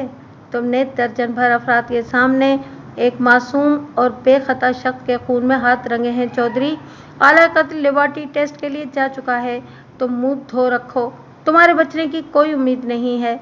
एक लम्हे के लिए उसके चेहरे पर खौफ के साए लहराए, लेकिन दूसरे ही लम्हे वो धमकी आमेज लहजे में बोला, मैं तुम्हें आखिरी मौका दे रहा हूँ थानेदार, अब भी वक्त है, मेरी बात मानकर मुझे आज़ाद कर दो। मैं तुम्हें यकीन दिलाता हूँ कि तुम फ़ायदे में रहोगे। मैं अपना फ़ायदा नुकसान बखूबी जानता हूँ। हमारा ख़ानदान कई सदियों से इस इलाके का हाकिम है। वो रऊनत आमेज लहजे में बोला, हमसे तो अंग्रेज़ भी टक्कर नहीं लेते थे। तुम किस खेत की मूली हो मलिक सफदर हयात? अपनी हरकत से बाज आ जाओ, वरना तुम्हें पछताने का भी मौका नहीं मिलेगा। मैंने उसके इश्ताल अंगेज जुमलों को सब्र तहम्मुल से बर्दाश्त किया। ठहरे हुए लहजे में कहा, चौधरी हक नवाज, एक बात कान खोलकर सुन लो। मैं थानेदार हूँ ज़रा बखरी टाइप का। मेरे सामने सोच समझ कर जबान खोलो। और जहाँ तक अंग्रेज़ बहादुर का ताल्लुक है, वो 7 समंदर पार से यहाँ हुक्मरानी करने आए थे। इस खित्ते के मिजाज से वाकिफ नहीं थे, लेकिन मेरा खमीर इसी मट्टी से उठा है।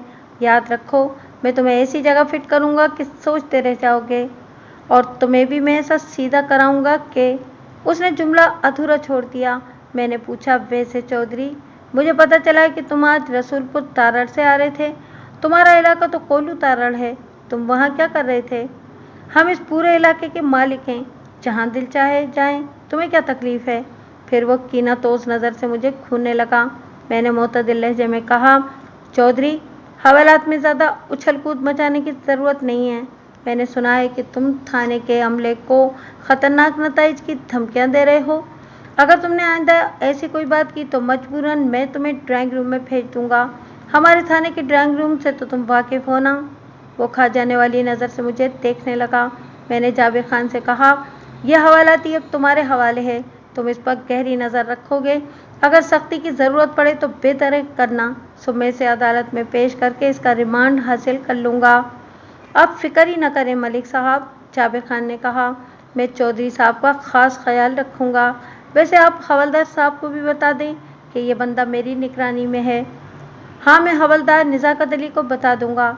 जाबिर खान चौधरी को लेकर जाने लगा तो उसकी नज़र बाबा निज़ामुद्दीन पर पड़ गई। दरअसल निज़ामुद्दीन और सरवर हुसैन चौधरी के आने से पहले कमरे के कोने में पड़ी एक चौबी बेंच पर जाकर बैठ गए थे, और अभी तक चौधरी कमरे में इनकी मौजूदगी से आगाह नहीं हुआ था। दर हकीकत वो मुझसे मकालमेबाजी में इस कदर महव रहा था कि कमरे की किसी दूसरी चीज़ की तरफ उसका ध्यान ही नहीं गया था। वापसी में उसने बाबा निज़ामुद्दीन को देखा तो चीख कर बोला, बुढ़े बाबे, तेरा तो मैं वो अंजाम करूँगा कि। जुमला पूरा होने से पहले ही हेड कांस्टेबल जाबिर खान ने उसे धक्का दिया और वह कमरे से बाहर निकल गया। इनके जाने के बाद निज़ामुद्दीन ने कहा, मलिक साहब, क्या वाकई चौधरी को सज़ा दिलवाने में कामयाब हो जाएंगे? मैं बाबा निज़ामुद्दीन की तशवीश को समझ रहा था। मैंने तसल्लीआमेज़ लहजे में कहा, बाबा, फ़िक्रमंद होने की चंदा ज़रूरत नहीं है। तुमने कानून की मदद की है, अब तुम्हारी हिफाजत करना हमारी जिम्मेदारी है। वैसे चौधरी की तरफ से परेशान होने की ज़रूरत नहीं, अब ये छूटने वाला नहीं। वह कदरे मुतमईन नज़र आने लगा। थोड़ी देर के बाद हम तीनों मकामी अस्पताल में थे। मैं सीधा ड्यूटी पर मौजूद डॉक्टर के पास चला गया। वो एक लेडी डॉक्टर थी। मैंने कहा कि डॉक्टर, इस बुर्कापोश औरत का अब क्या हाल है? क्या वो होश में आ गई है?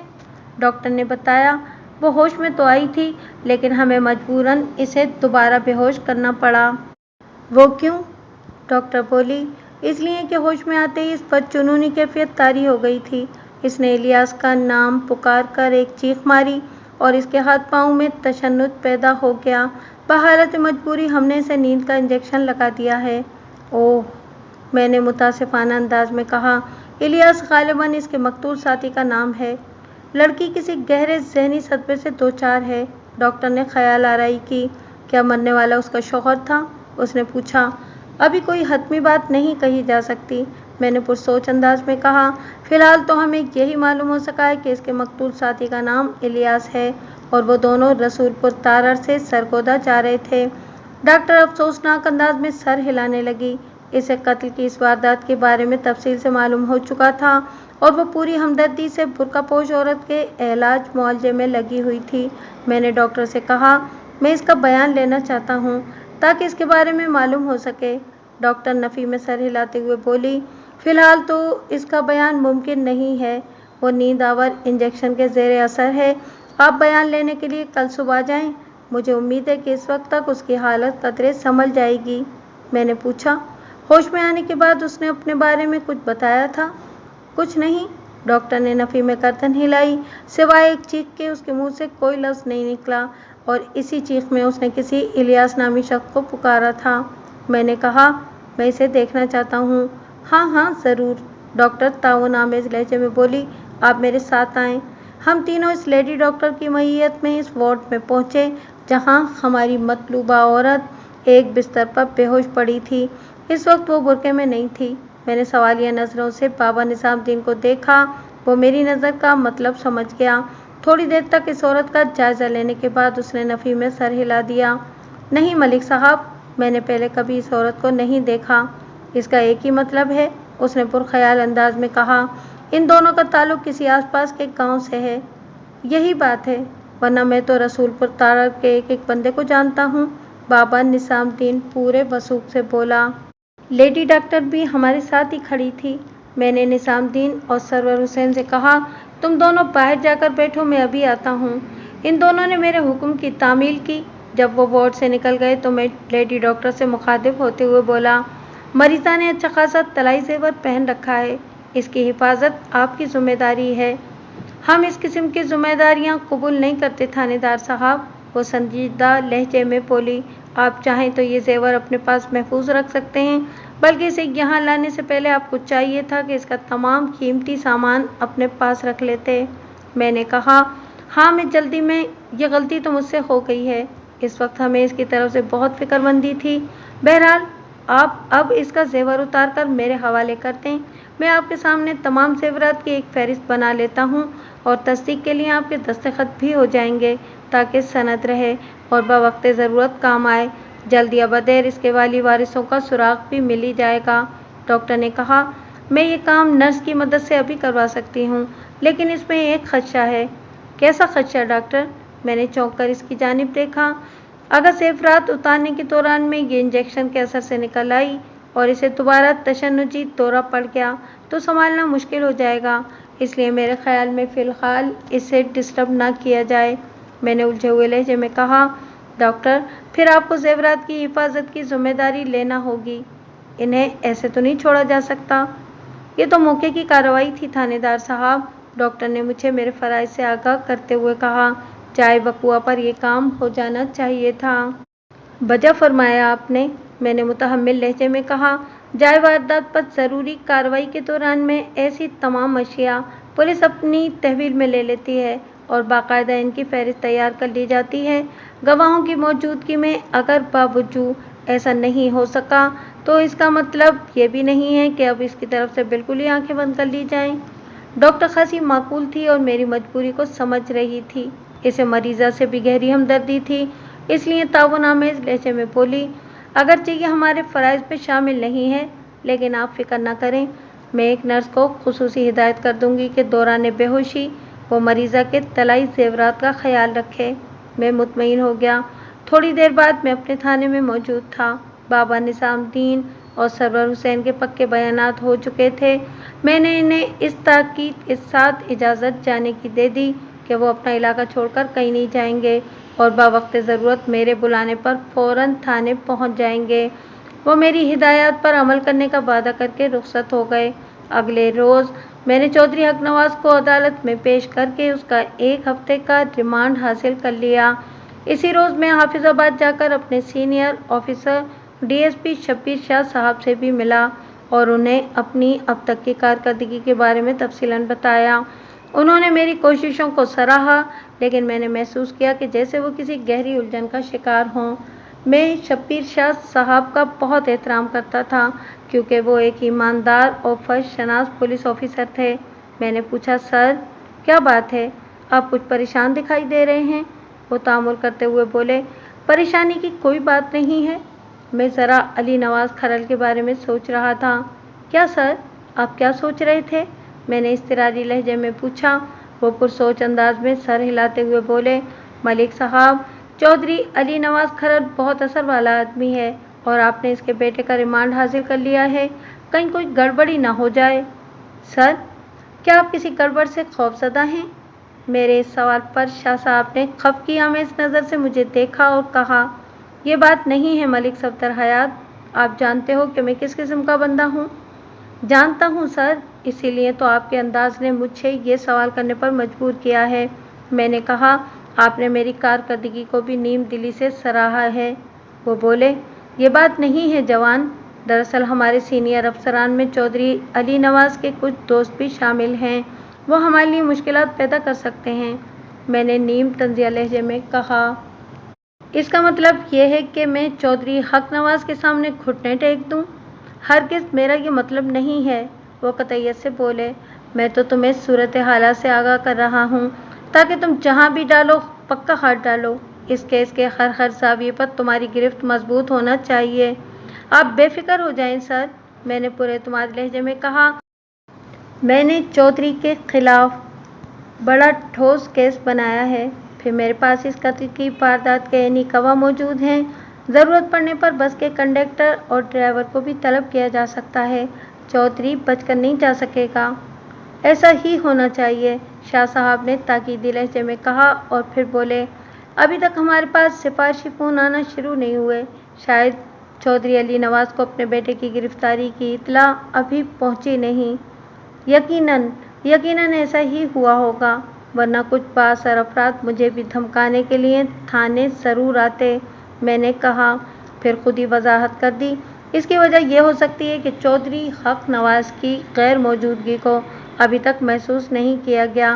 मेरी मालूमात के मुताबिक वो रसूलपुर तारर से पिंडी भटियाँ आ रहा था।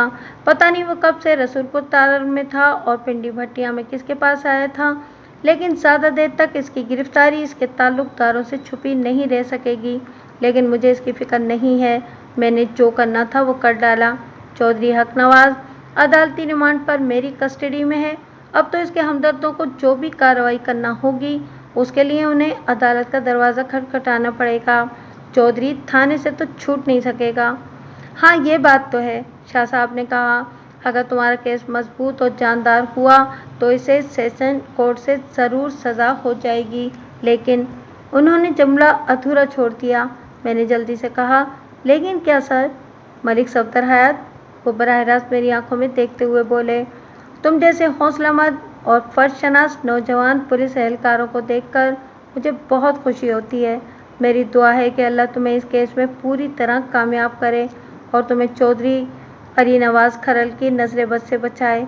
आमीन, मैंने बेसाख्ता कहा और फिर पूछा, सर आज आप कुछ ज़्यादा ही मायूसी की बातें नहीं कर रहे? ये मायूसी नहीं, तल्ख हक़ाइक़ का इतराक है मलिक। वो एक ठंडी सांस खारिज करते हुए बोले, शरीफ और माकूल आदमी अपने मुकदमे की पैरवी के लिए वकील करता है, जबकि चौधरी अली नवाज खरल जैसे जालिम और ताकतवर लोग डायरेक्ट जज करते हैं। मैं फिर कहूँगा, अल्लाह तुम्हें इन चौधरियों की ख़तरनाकियों से महफूज रखे। मैं एक बार फिर आमीन कहूँगा शाह साहब, मैंने कहा, और ये भी कहूँगा कि मैं कभी जालिम और नाइंसाफ़ चौधरी से खौफज़दा नहीं हुआ। मैंने ऐसे लोगों को हमेशा अपने जूते की नोक पर रखा है। मैं कागजी मुकदमा दुनियावी अदालत में पेश करता हूँ और बाकी सब कुछ ऊपर वाले पर छोड़ देता हूँ। किसी काजी उल काज़ात ने कभी मुझे मायूस नहीं किया। मैं अपनी ऐसी मुश्किलों से बआसानी गुजर गया हूँ जिनसे बामुश्किल गुजरने का भी तसव्वुर नहीं किया जा सकता था। मैंने हमेशा मजलूम का साथ दिया है सर। जालिम की सरकूबी के लिए मैं बड़ी से बड़ी ताकत से टकराने का भी अज़्म रखता हूँ। मैं तुम्हें अच्छी तरह जानता हूँ मलिक सफदर हयात, डीएसपी शब्बीर शाह ने तारीफ़ी अंदाज में कहा। मेरी दिली ख्वाहिश है کہ ہمارے ڈپارٹمنٹ میں تم جیسے چند جوان اور آ جائیں تاکہ ہم بدی کی قوتوں کا ڈٹ کر مقابلہ کر سکیں۔ میں نے ابھی تم سے تھوڑی دیر پہلے جو کچھ کہا تھا وہ تلخ حقائق ہیں، اور سامنے کے حقائق سے نظر چرانا عقل مندی نہیں ہوتی۔ تم نے میری باتوں کا کوئی منفی اثر تو نہیں لیا؟ قطعی نہیں سر، میں نے نفی میں سر ہلایا۔ میں کوئی منفی تاثر تو جب لیتا اگر آپ کو نہ جانتا ہوتا، پھر یہ تمام باتیں تو مجھے بھی معلوم ہیں۔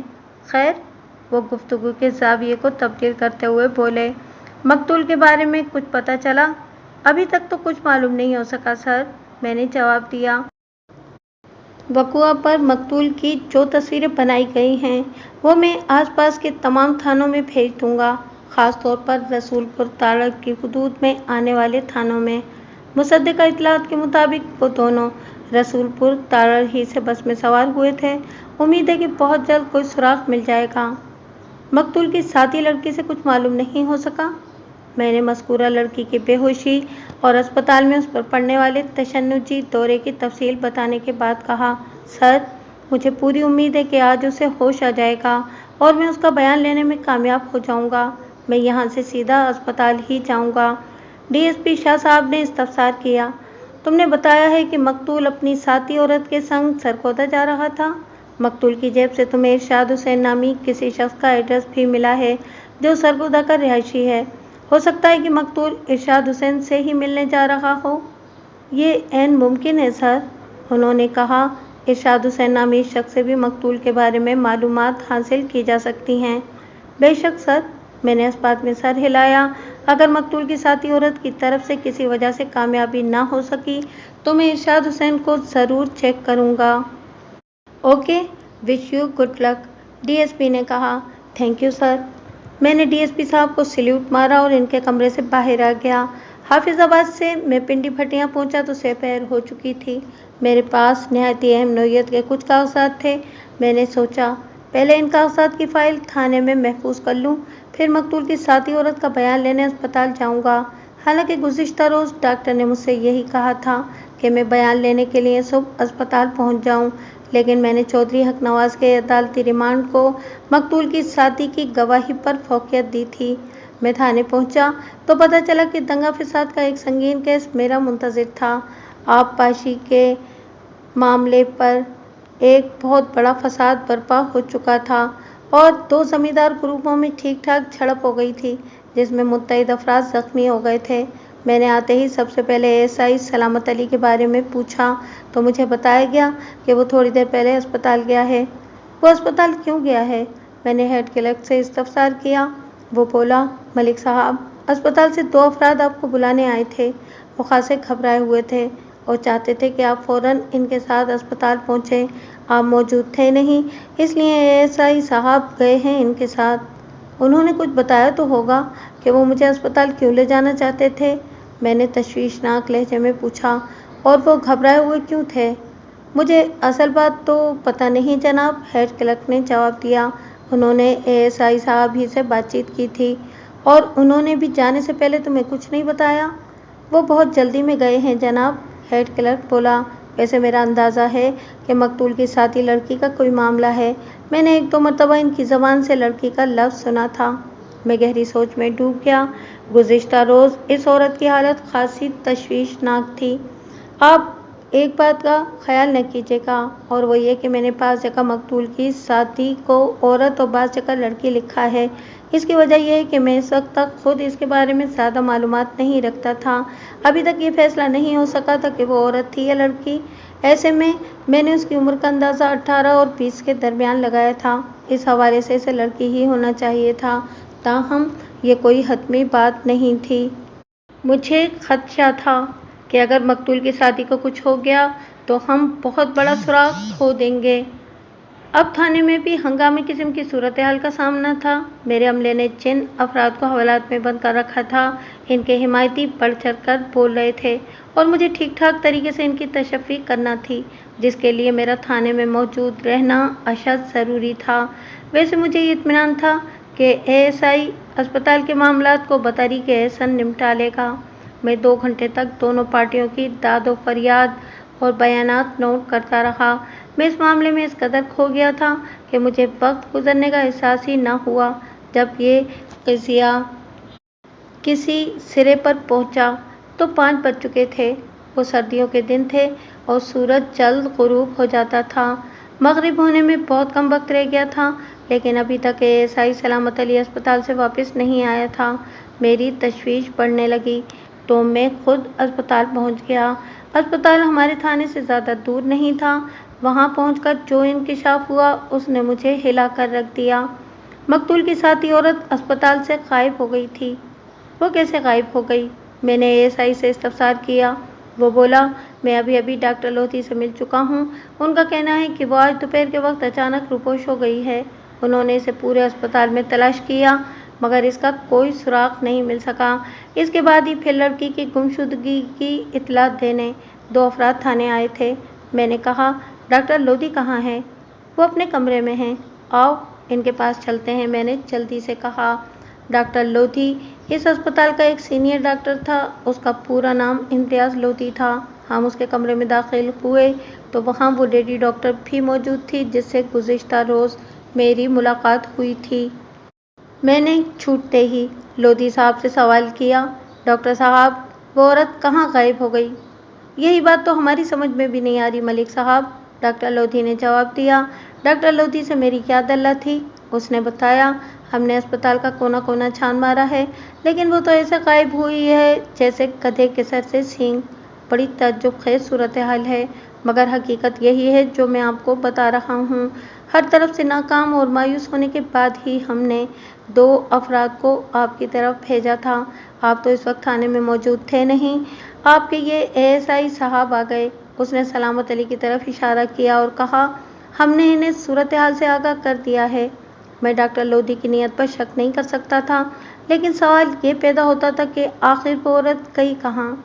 अपनी मर्जी से गई या किसी ने इसे गायब कर दिया? ऐसा सोचते हुए मैं चौंक उठा। इस औरत के जिस्म पर अच्छे खासे तलाई ज़ेवरात मौजूद थे और वो खुद भी हसीन और जमील थी।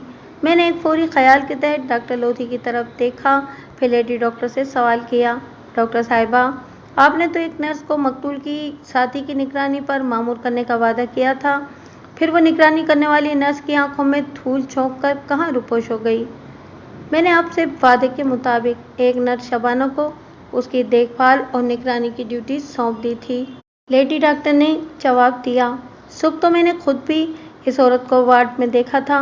इसे होश आ गया था और हम आपकी आमद का इंतज़ार कर रहे थे ताकि आप इसका बयान ले सकें, लेकिन आप नहीं आए। एक बात सोच सोच कर तो मैं और ज़्यादा परेशान हो रही हूँ। इस औरत ने खासे कीमती तलाई ज़ेवरात पहन रखे थे कहीं? लेडी डॉक्टर ने जुमला अधूरा छोड़ दिया। मैंने इसकी बात को मुकम्मल करते हुए कहा, मुझे भी यही शक है कि इसे कहीं किसी ने अगवा न कर लिया हो। अगवा? और हमारे अस्पताल से? डॉक्टर इम्तियाज़ लोधी ने नफ़ी में सर हिलाते हुए कहा, नामुमकिन, ऐसा नहीं हो सकता। हमारा तमाम स्टाफ बरसों का आजमाया हुआ और काबिल भरोसा है। हमने एक एक फर्द से पूछताछ कर ली है। अगवा जैसा कोई काम यहाँ नहीं हुआ। आप भी अपनी तसल्ली करना चाहें तो हमारे अमले से पूछगछ कर सकते हैं। इसके लिए हमारी तरफ से आपको पूरी इजाज़त है। मैंने कुछ सोचते हुए कहा, डॉक्टर साहब, मुमकिन है इस औरत की गुमशुदगी में बाहर के किसी फर्द का हाथ हो। कोई बाहर से आकर भी तो इसे ज़बरदस्ती यहाँ से ले जा सकता है ना?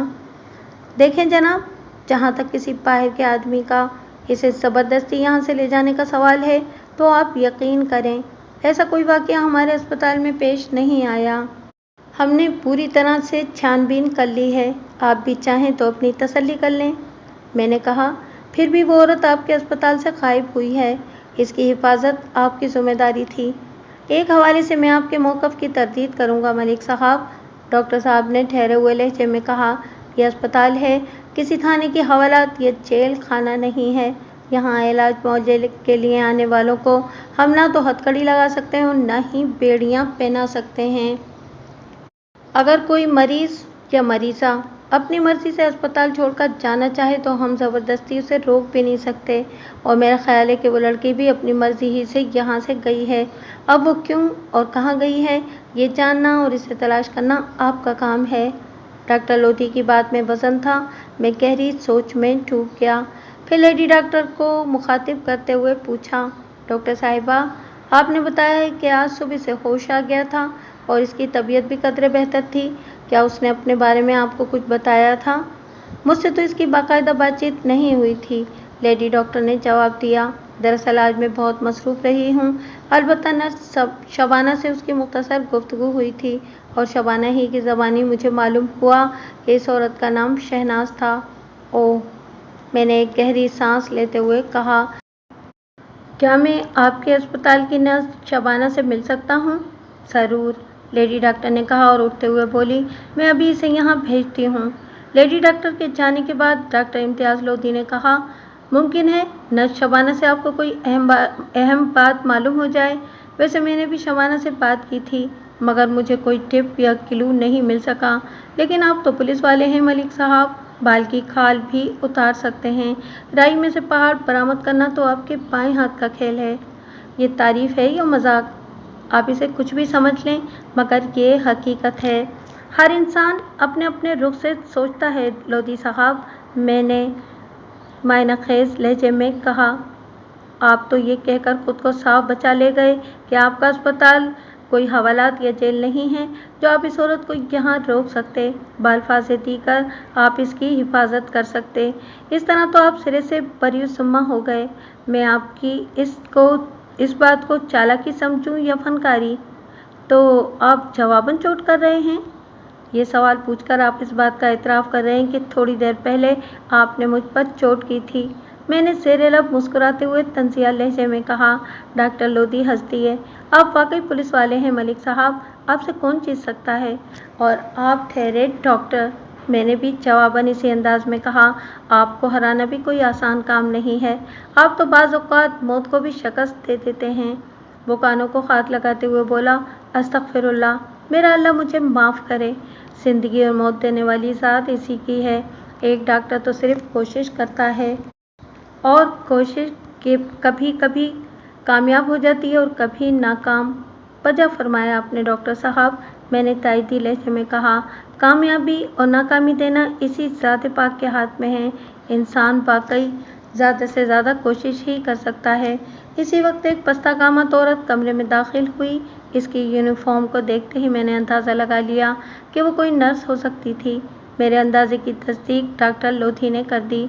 मलिक साहब, ये शबाना है, नर्स शबाना। शबाना की उम्र लगभग 36 साल रही होगी। वो पस्ता कामत वाली एक फरबा औरत थी। अलबत्ता उसके खालो खत खासे दिलकश और जाज़िब नज़र थे।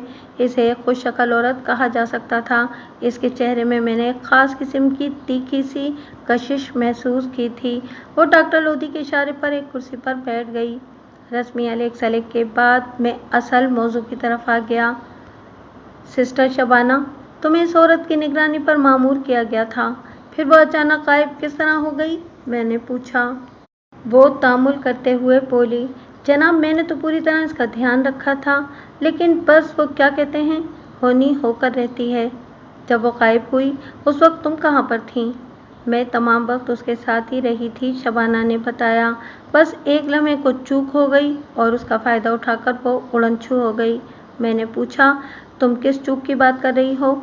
जनाब, आज सुबह मरीज़ा को होश आ गया था, शबाना ने बताया, लेकिन मेरी कोशिश के बावजूद भी उसने मुझसे खुलने मिलने की कोशिश नहीं की। हालांकि मैं चाहती थी वो मुझसे बातें करे ताकि मैं इस पर टूटने वाली विपदा के बारे में जान सकूं, लेकिन मजाल है जो इस सिलसिले में इसने अपनी ज़बान खोली हो। बस इस दौरान में मैं इतना ही जान सकी कि उसका नाम शबाना था, शहनाज था। ये बात मुझे लेडी डॉक्टर ने भी बताई है, मैंने कहा। इसके अलावा भी अगर तुम कोई बात इसके बारे में जानती हो तो मुझसे छुपाने की कोशिश न करो। मैं इस शहनाज नामी औरत की मदद करना चाहता हूँ। मुझे जो मालूम था वो मैंने आपको बता दिया है। तुम किसी भूल चूक का जिक्र कर रही थी?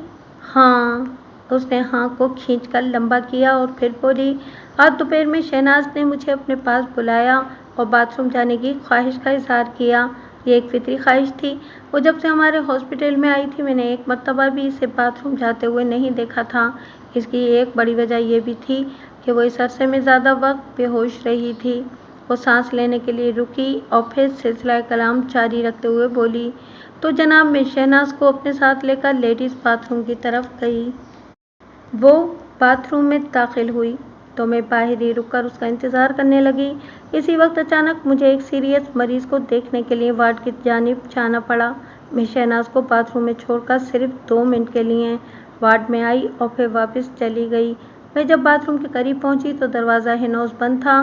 मैं शहनाज के बाहर निकलने का इंतज़ार करने लगी। मज़ीद 10 मिनट गुजर गए तो मुझे उसके बारे में तशवीश हुई। इसे बाथरूम में गए हुए 20-25 मिनट हो गए थे।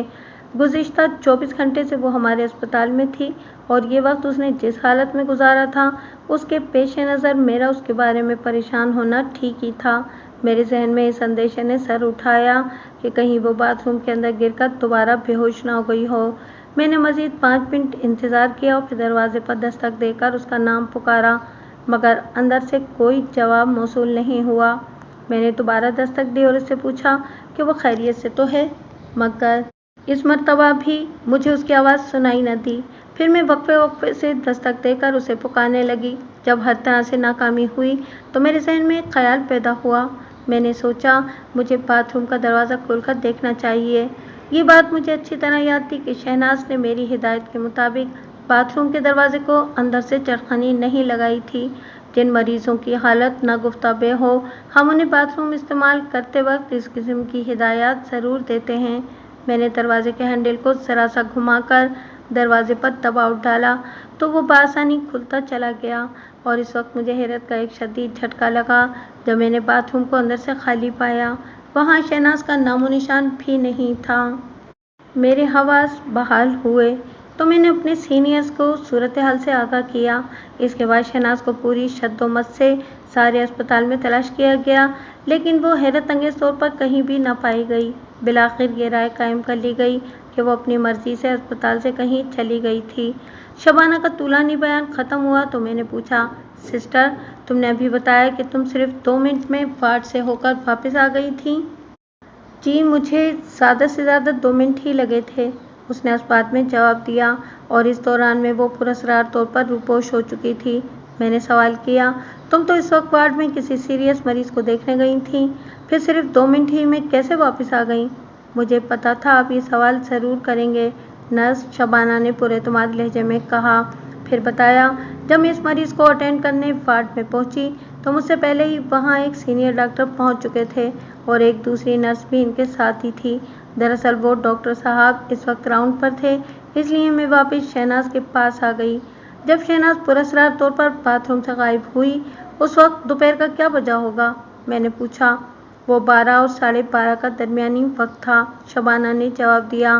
क्या इस अस्पताल के डॉक्टर दोपहर चढ़े राउंड पर आते हैं? नहीं जनाब, उसने नफ़ी में सर हिलाया। मामूल का राउंड तो रोज़ाना सुबह होता है। मैंने जिन डॉक्टर साहब का जिक्र किया है वो हफ्ते में एक स्पेशल राउंड भी करते हैं और इस राउंड का कोई वक्त मुकर्रर नहीं है। इनका जब मूड हो या जब वो मुनासिब समझे राउंड कर लेते हैं। मैंने पूछा, सिस्टर शबाना, जब तुम शहनाज वाले बाथरूम के बाहर पहरा दे रही थी तो तुम्हें किस तरह मालूम हुआ कि अंदर वार्ड में किसी मरीज़ को तुम्हारी अटेंशन की फौरी ज़रूरत है? आपने तो मेरे दिमाग की चूल्हे हिलाकर रख दी हैं थानेदार साहब, वो दोनों हाथों से सर को थामते हुए बोली। आपके इन पे दर पे सवालात से तो मुझे खौफ आने लगा है। मुझे यूँ महसूस हो रहा है जैसे सारा शक आपको मुझ पर ही है। हम अपनी तफ्तीश के दौरान में किसी मामूली से मामूली बात को भी नज़रअंदाज नहीं करते। मैंने उसके चेहरे पर नज़र जमाते हुए कहा, हमारी तफ्तीश की गाड़ी शक के पेट्रोल से दौड़ती है। तुमसे इसलिए भी ज़्यादा कुरेद कुरेद कर पूछा जा रहा है कि तुम वो वाहिद फर्द हो जिसने आखिरी मर्तबा शहनाज को देखा था। डॉक्टर लोधी ने पहली मर्तबा हमारी गुफ्तगू में हिस्सा लेते हुए नर्स शबाना से कहा, लगता है कि पुलिस वालों से तुम्हारा पहली मर्तबा वास्ता पड़ा है। ये तो इसी तरह सवाल पूछ पूछ कर हलकान कर देते हैं। शबाना ने कहा, यस सर, ये मेरा पहला तजुर्बा है। वो डॉक्टर लोधी से मुखातिब थी और मेरी दुआ है कि यह आखिरी भी साबित हो। मैंने याद दहानी कैसे अंदाज में कहा, सिस्टर शबाना, तुमने अभी तक मेरे सवाल का जवाब नहीं दिया। वो चंद लम्हे सोचने के बाद बोली, जनाब, मुझे तो ये भी याद नहीं रहा कि आपने मुझसे पूछा क्या था। बराए मेहरबानी अपना सवाल दोहराएंगे आप? ज़रूर, मैंने पहलू बदलते हुए कहा और फिर पूछा, शबाना, तुम्हें ये बात कैसे मालूम हुई थी कि वार्ड के अंदर कोई मरीज़ सीरियस है और उसे तुम्हारी फौरी ज़रूरत है? ये बात मुझे इस मरीज़ के लवाहिकीन ने बताई थी। वो معتدل لہجے میں بولی اور میں اپنی تربیت سے مجبور ہو کر فوراً اندر لپک گئی تھی۔ میں نے کہا، سسٹر شبانہ، تمہیں یہ بات تو اچھی طرح معلوم ہوگی کہ شہناز نامی اس عورت کی نگرانی کی ذمہ داری تمہیں کیوں سونپی گئی تھی؟ اس کی حالت انتہائی نازک تھی، اس نے جواب دیا، اور اس اسپتال کے سینئرز مجھ پر بہت بھروسہ کرتے ہیں۔ اس کے علاوہ بھی کوئی خاص بات تھی؟ میں سمجھی نہیں، وہ الجھن آمیز لہجے میں بولی۔ آخر آپ کہنا کیا چاہتے ہیں؟ میں نے کہا، یاد کرو شبانہ، یہ کل ہی کی تو بات ہے، لیڈی ڈاکٹر نے تمہیں ایک خاص بات کی تاکید کی تھی۔ اوہ، وہ چونکی۔ تو آپ شہناز کے زیورات کی بات کر رہے ہیں؟ بالکل، تم صحیح جگہ پر پہنچ گئی ہو۔ میں نے کہا، کل جب میں شہناز کا بیان لینے کے لیے اسپتال میں آیا تھا تو وہ بیان دینے کے قابل نہیں تھی۔ میں اس کے جسم پر موجود زیورات کی طرف سے بھی متفق تھا اور میں نے لیڈی ڈاکٹر سے کہا بھی تھا کہ وہ زیورات اتار کر میری تحویل میں دے دیے جائیں، لیکن ڈاکٹر کا موقف یہ تھا کہ زیورات اتارنے کے دوران میں اگر مریض کی نیند میں خلل پڑ گیا تو دوبارہ اس کی وہی کیفیت ہو سکتی ہے جس سے وہ ایک مرتبہ پہلے گزر چکی تھی، یعنی وہی ہسٹیریائی کیفیت۔ اس پر تشنجی دورہ بھی پڑا تھا۔ چنانچہ ڈاکٹر صاحبہ نے مجھے یقین دلایا کہ وہ ایک نرس کو مریضہ پر تعینات کر دیں گی جو اس کی صحت کا خیال رکھنے کے ساتھ ساتھ اس کے زیور کی حفاظت بھی کرے گی۔ میں اسی سلسلے میں جاننا چاہتا ہوں، آپ مجھ سے کیا پوچھنا چاہتے ہیں زیورات کے بارے میں؟ میں نے پوچھا، کیا تمہاری کڑی نگرانی کے دوران میں وہ تمام زیورات اس کے جسم پر موجود رہے تھے؟ شبانہ نے اسبات میں جواب دیا۔ میں نے سوال کیا، اور جب آج دوپہر کو وہ تمہارے ساتھ باتھ روم کی طرف گئی تو کیا اس وقت بھی شبانہ نے وہ تمام زیورات پہن رکھے تھے؟ جی بالکل، وہ قطعیت سے بولی۔ اس نے ایک لمحے کے لیے بھی وہ زیورات اپنے بدن سے علیحدہ نہیں کیے تھے۔ میں نے سوچ میں ڈوبے ہوئے لہجے میں کہا، اس کا مطلب ہے کہ زیورات بھی اس کے ساتھ ہی غائب ہو گئے ہیں۔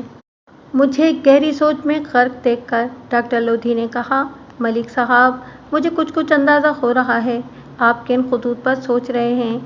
آپ کو ہر قسم کے اندازے لگانے کا حق حاصل ہے، میں نے سرسری سے لہجے میں کہا۔ ڈاکٹر لودھی بولا، اگر میں غلط نہیں ہوں تو آپ اس وقت یہ سوچ رہے ہیں کہ شہناز کی روپوشی میں اس کے زیورات کا عمل دخل بھی ہے۔ کیا ایسا ہونا ناممکن ہے؟ ناممکن تو کچھ بھی نہیں ہوتا، لودھی فلسفیانہ انداز میں بولا۔ جس چیز کے ہونے کی شرائط پوری ہو جائیں وہ ہو جاتی ہے، لیکن میں اتنا ضرور کہوں گا کہ اگر آپ کا یہ خیال ہے کہ شہناز کو کسی نے زیورات وغیرہ کے لالچ میں اغوا کیا ہے تو آپ کا خیال درست نہیں ہے، وہ یہاں سے اپنی مرضی سے گئی ہے۔ یہ بات آپ اتنے وثوق سے کس طرح کہہ سکتے ہیں؟ کیونکہ اس صورتحال میں اغوا جیسے واقعے کے وقوع پذیر ہونے کی شرائط کی تکمیل کے آثار دکھائی نہیں دیتے۔ صرف 2 منٹ میں شہناز باتھ روم سے غائب ہو گئی، ایسا وہ اپنی مرضی ہی سے کر سکتی ہے۔ ٹھیک ہے، میں تھوڑی دیر کے لیے آپ کے خیالات سے اتفاق کر لیتا ہوں، میں نے کہا۔ ایسی صورت میں آپ کو میرے ایک سوال کا جواب دینا ہوگا کہ باتھ روم میں بند شہناز کو یہ کس طرح علم ہوا کہ اس کی پہرے دار نرس شبانہ 2 منٹ کے لیے اس کی طرف سے غافل ہو گئی ہے اور اس نے اس موقع سے فائدہ اٹھا لیا؟ محض اتفاق ہے، ڈاکٹر لودھی نے کندھے اچکائے۔ جب شبانہ وارڈ کی طرف گئی اسی وقت شہناز باتھ روم سے نکلی ہوگی اور شبانہ کو وہاں موجود نہ پا کر وہ چپکے سے کھسک لی۔ اس نے یقیناً پہلے ہی سے وہاں سے فرار کا سوچ رکھا تھا، میں نے تنزیہ آمیز لہجے میں کہا، اور اسی 2 منٹ کی قلیل مدت میں وہ اسپتال سے اس طرح غائب ہو گئی کہ یہاں کے کونے کونے میں جھانکنے کے باوجود بھی وہ کہیں سے برآمد نہیں ہوئی۔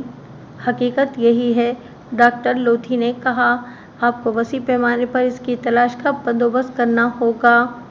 وہ بندوبست تو ہم ضرور کریں گے، میں نے کہا، لیکن آپ سے بھی بھرپور تعاون کی اپیل ہے۔ ہم ہر طرح کے تعاون کے لیے تیار ہیں، میں نے کہا۔ آپ کو شہناز کے بارے میں کوئی چھوٹی سے چھوٹی بات یا معمولی بھی ملے تو آپ پہلی فرصت میں مجھے اس سے مطلع کریں گے؟ میں نے نرس شبانہ سے پوچھا۔ سسٹر، تم تو سائے کی طرح شہناز کے ساتھ لگی ہوئی تھیں، کیا اسے دوبارہ بھی وہ تشنجی دورہ پڑا تھا؟ نہیں جناب، آج صبح سے وہ اچھی خاصی تھی، شبانہ نے جواب دیا۔ میں بس بول چال نہیں رہی تھی، میں نے کئی بار اس کی زبان کھلوانے کی کوشش کی مگر وہ ہر مرتبہ کامیاب رہی۔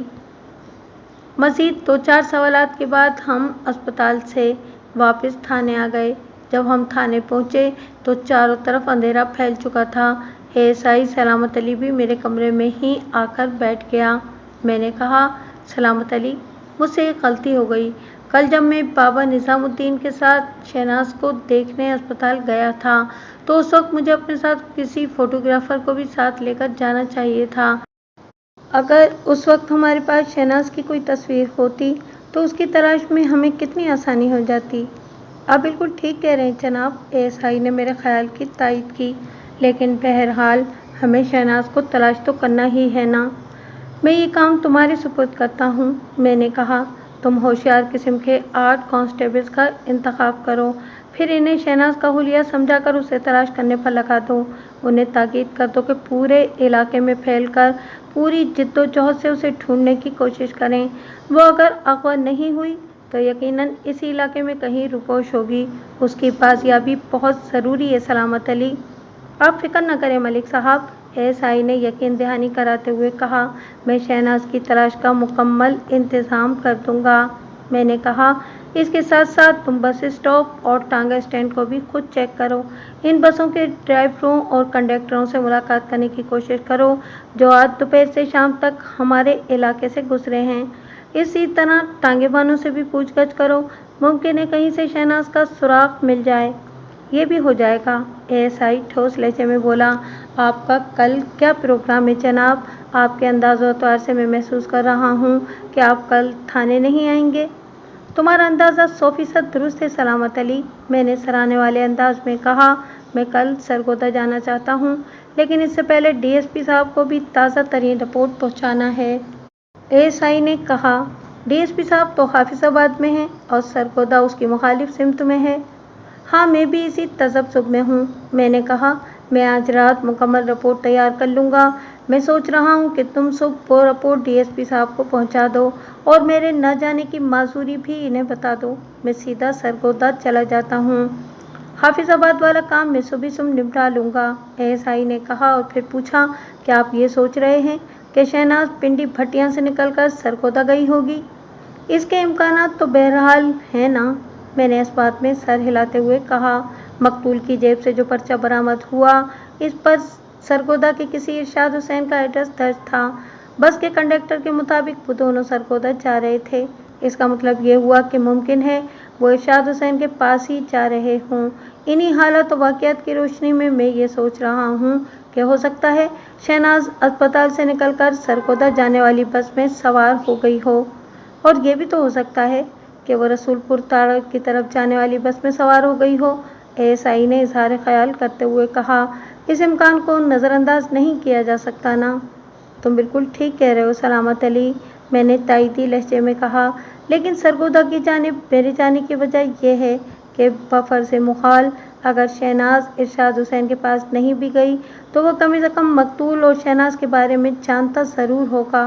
इसके बरखिलाफ दूसरी तरफ यानी रसूलपुर ताड़ के सिलसिले में हम मुकम्मल तारीकी में हैं, एएसआई ने कहा। आपकी दलील वज़नदार है, लेकिन ये सब इसी सूरत मुमकिन है कि अगर शहनाज खुद कहीं गई हो। इसके बरक्स अगर उसे ज़बरदस्ती अगवा किया गया है तो उसका सरगोदा या रसूलपुर ताड़ में पाया जाना मुमकिन नहीं है। फ़िलहाल तो हम कोशिश ही कर सकते हैं, मैंने कहा। इसके अलावा अगर कोई और लाइन ऑफ एक्शन तुम्हारे जहन में हो तो मशवरा दो। वो कुछ देर सोचने के बाद बोला, फौरी तौर पर तो वही मुमकिन है जो आप करना चाह रहे हैं।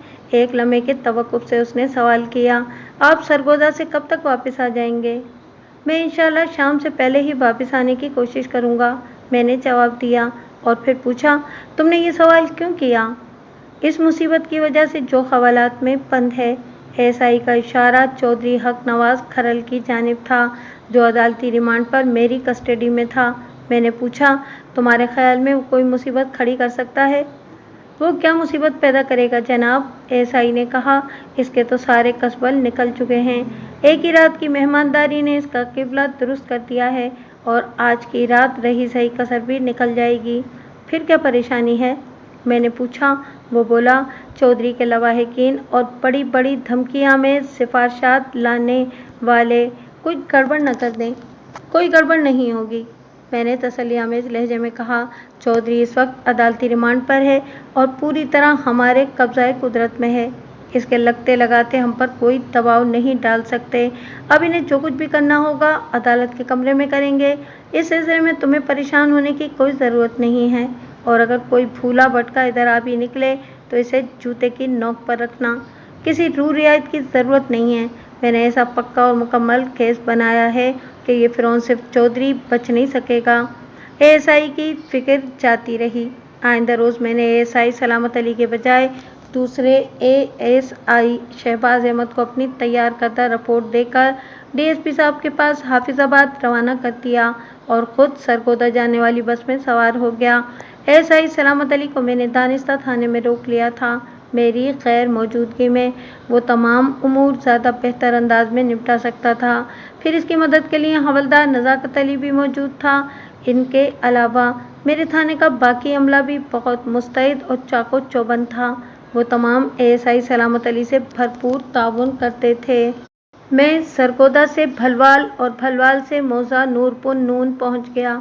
फिर इरशाद हुसैन का घर तलाश करने में मुझे किसी दिक्कत का सामना नहीं करना पड़ा, लेकिन इरशाद हुसैन अपने घर पर मौजूद नहीं था। उसकी बीवी ने बताया कि वो इस वक्त अपनी दुकान पर होगा। इरशाद हुसैन आड़त का काम करता था और मंडी भलवाल में उसकी दुकान थी। अगर ये बात मुझे पहले मालूम होती तो मैं भलवाल ही में इससे मिल लेता। ताहम मैंने वापसी का सफ़र इख्तियार किया और मंडी भलवाल में इरशाद हुसैन की दुकान पर पहुंच गया। इस वक्त मैं सादा लिबास में था। मैंने अपना तारुफ करवाया तो इरशाद हुसैन सीधा होकर बैठ गया और खुश अखलाकी से बोला, बड़ी खुशी हुई आपसे मिलकर मलिक साहब। मेरे लायक कोई खिदमत हो तो बताएं। फिर उसने मुलाजिम को आवाज़ दी, ओए जफरी ज़रा इधर तो आ। खिदमत बताने ही तो आया हूँ, मैंने कहा और अपनी जेब में से मकतूल की तस्वीर निकाल कर इरशाद हुसैन के सामने रखते हुए पूछा, इस शख्स को जानते हो? इरशाद हुसैन ने वो तस्वीर लेकर इस पर एक गहरी नज़र डाली। इसी वक्त जफरी नामी मुलाजिम ने आकर कहा, जी इरशाद साहब हुक्म करो जी। इरशाद हुसैन ने तस्वीर से निगाह हटाकर मुलाजिम से कहा, जाओ जल्दी से जाकर मलिक साहब के लिए दूध पत्ती लेकर आओ, और हाँ चाय वाले से कहना ज़रा टाइट किस्म की दूध पत्ती बनाए। मैंने कहा, इस तकल्लुफ़ की ज़रूरत नहीं है इरशाद साहब, मैं आपसे 2 बातें करके वापस चला जाऊँगा। ओ बादशाह हो, वापस भी चले जाना। वो खुशदिली से बोला, अभी ज़रा दूध पत्ती पिएं, फिर खाना शाना मंगवाते हैं। मैंने कहा, इरशाद साहब मैं इस वक्त ड्यूटी पर हूँ, लिहाजा इस खातिरदारी की ज़रूरत नहीं है। आपकी दावत उधार रही। इसी दौरान में मुलाजिम जफरी इरशाद हुसैन का इशारा पाकर वहाँ से 9-2-11 हो चुका था। इरशाद हुसैन ने कहा, जनाब दावत की क्या बात है? मैं तो ये कह रहा था कि अब खाने का वक्त होने ही वाला है। मेरा साथ देकर आप मेरी इज्जत अफजाई करें, आखिर इतनी दूर से आ रहे हैं। मैंने इसकी बात को नज़रअंदाज करते हुए कहा, इरशाद साहब आपने अभी तक मेरे सवाल का जवाब नहीं दिया। फिर मैंने अपना सवाल दोहराया, क्या आप तस्वीर वाले इस शख्स को जानते हैं? उसके साथ ही मैंने उंगली से तस्वीर की जानिब इशारा किया। मज़ीद ये भी बताया कि इरशाद हुसैन का पता हमें इसकी जेब से मिला था। वो इस बात में सर हिलाते हुए बोला, जी मैं इस शख्स को बड़ी अच्छी तरह जानता हूँ। इसका नाम इलियास है, मगर इसे हुआ क्या है? तस्वीर में तो खासी गड़बड़ नज़र आ रही है। ये एक हादसे का शिकार हो चुका है। मैंने मुहतात अल्फाज इस्तेमाल करते हुए कहा, आप इसके बारे में मुझे तफसीलात बताएं। अभी इरशाद ने मकतूल का नाम इलियास बताया था। मुझे फ़ौरन याद आ गया कि अस्पताल में लेडी डॉक्टर ने भी यही नाम लिया था। उसने बताया था कि जब शहनाज को होश आया तो वो इलियास का नाम पुकार कर चीखी थी। इसके बाद ही इस पर तशन्नुजी दौरा पड़ा था। अब इस बात की तस्दीक हो गई थी कि मकतूल का नाम इलियास ही था। इरशाद ने कहा, जनाब आप गोलमोल बात ना करें, खुलकर बताएं इस शख्स को क्या हादसा पेश आया है। मैंने मुख्तसर अल्फाज में इरशाद हुसैन को सूरत हाल से आगाह कर दिया। पूरी बात सुनने के बाद उसने कहा, मलिक साहब बाकी सब तो ठीक है, लेकिन आपने लड़की का जो नाम बताया है इसमें कुछ गड़बड़ है। मेरे ख्याल में इसका नाम शहनाज नहीं बल्कि शमीम होना चाहिए। फिर इरशाद हुसैन ने मुझे इलियास और इसकी साथी औरत के बारे में जो कुछ भी बताया, मैं इसका खुलासा आपकी खिदमत में पेश करता हूँ। इलियास नामी वो मकतूल जो चौधरी हक नवाज खरल के जुल्म का निशाना बना था, वो ज़िला मंढोरा का रहने वाला था। उसने मैट्रिक तक तालीम हासिल कर रखी थी और मंडी काल की हाफिजाबाद में आरती के पास मुंशी के तौर पर काम करता था। इरशाद हुसैन से उसकी जान पहचान और अज़ाबाद दोस्ती इसी आरती की दुकान पर हुई थी। इरशाद हुसैन का अक्सर वहाँ आना जाना रहता था, इसलिए इलियास से उसकी अच्छी खासी दोस्ती हो गई थी। इरशाद हुसैन के मुताबिक इलियास शमीम नामी एक लड़की से मोहब्बत करता था और उससे शादी करना चाहता था। शमीम भी इसी के गांव मौजा मंडोरा ही में रहती थी, इसीलिए इरशाद ने ख्याल जाहिर किया था कि इलियास के साथ शमीम को होना चाहिए था। इसके अलावा भी इरशाद हुसैन ने बहुत सी बातें बताईं, लेकिन मौजूदा केस से उनका कोई ताल्लुक़ नहीं है। इसका बयान ख़त्म हुआ तो मैंने पूछा, इरशाद साहब, आपके ख्याल के मुताबिक मकतूल इलियास की साथी लड़की शहनाज नहीं बल्कि शमीम हो सकती है, क्योंकि इलियास शमीम नामी इस लड़की से मोहब्बत करता था और आइंदा इससे शादी करने का इरादा रखता था। क्या इनकी शादी हो गई थी? मेरी मालूमात के मुताबिक अभी इनकी शादी नहीं हुई थी। मैंने कहा, मकतूल और उसकी साथी औरत शहनाज को देखकर पहला तासुर यही कायम होता था कि वो एक नौब्याता जोड़ा है। मुमकिन है कि इनकी शादी हो गई हो। वो उलझन आमेज लहजे में बोला, ऐसा मुमकिन नहीं है। क्यों? वो इसलिए कि अगर इलियास की शादी हुई होती तो वो मुझे शादी में शिरकत की दावत ज़रूर देता, इरशाद हुसैन ने कहा। आप आखिरी मर्तबा इलियास से कब मिले थे? 1 माह पहले, उसने जवाब दिया। क्या उस वक्त इलियास ने अपनी शादी के बारे में कोई बात की थी? बिल्कुल नहीं, वो नफ़ी में सर हिलाते हुए बोला। फिर बताया कि मलिक साहब, इलियास की शादी इतनी आसानी से नहीं हो सकती थी। अगरचे शमीम और इलियास एक दूसरे से गहरी मोहब्बत करते थे, लेकिन शमीम का बाप इस रिश्ते के लिए तैयार नहीं था। वो एक लालची शख्स था और अपनी बेटी की शादी किसी अमीर कबीर शख्स से करना चाहता था, जबकि इलियास की हैसियत बहुत मामूली थी और उसका कोई ख़ानदानी पस मंज़र भी नहीं था। वो एक यतीम शख्स था। इसकी परवरिश और तालीम और तरबियत उसके चचा के घर में हुई थी और वो एक आरती के पास मुंशीगिरी कर रहा था। आपके इस इंकिशाफ से मेरे ज़हन एक और ज़ाविये पर सोच रहा है, मैंने पुरसोच लहजे में कहा। अगर वाकई इनकी शादी में रुकावट थी तो मुमकिन है कि फिर इलियास ने शमीम को घर से भगा लिया हो, लेकिन एक बात मेरे ज़हन को उलझा रही है। वो क्या मलिक साहब? जब तक ये फैसला ना हो जाए कि मकतूल की साथी औरत शमीम थी या शहनाज, इस वक्त तक कोई हतमी बात नहीं कही जा सकती। मैंने कहा, हमारी मालूमात के मुताबिक तो मकतूल की साथी का नाम शहनाज था और वो शहनाज अब कहीं रुपोश हो चुकी है, इरशाद हुसैन ने कहा। मैं इस बात पर बज़िद तो नहीं हूँ कि इलियास के साथ शमीम ही थी, मैंने तो एक इम्कान का जिक्र किया था। मैंने पूछा, जब आखिरी मरतबा आपकी इलियास से मुलाकात हुई तो उस वक्त उसकी बातों से आपको कोई इशारा मिला था जिससे मौजूदा वाक़ये पर रोशनी पड़ सकती हो? नहीं, इरशाद ने नफ़ी में सर हिलाया। हमारे दरमियान रूटीन की बातें हुई थीं। क्या उसने आपके पास आने की कोई बात की थी? वो तो हर मुलाकात पर ये वादा करता था कि मुझसे मिलने यहाँ आएगा। मैंने पूछा, क्या वो आपसे मिलने कभी यहाँ आ चुका है? नहीं, अभी तक सिर्फ बातों पर काम चल रहा था, इरशाद हुसैन ने बताया। मैं हर मर्तबा उसे अपना मुकम्मल पता देकर आता था और हर बार वो आने का पक्का वादा करता था।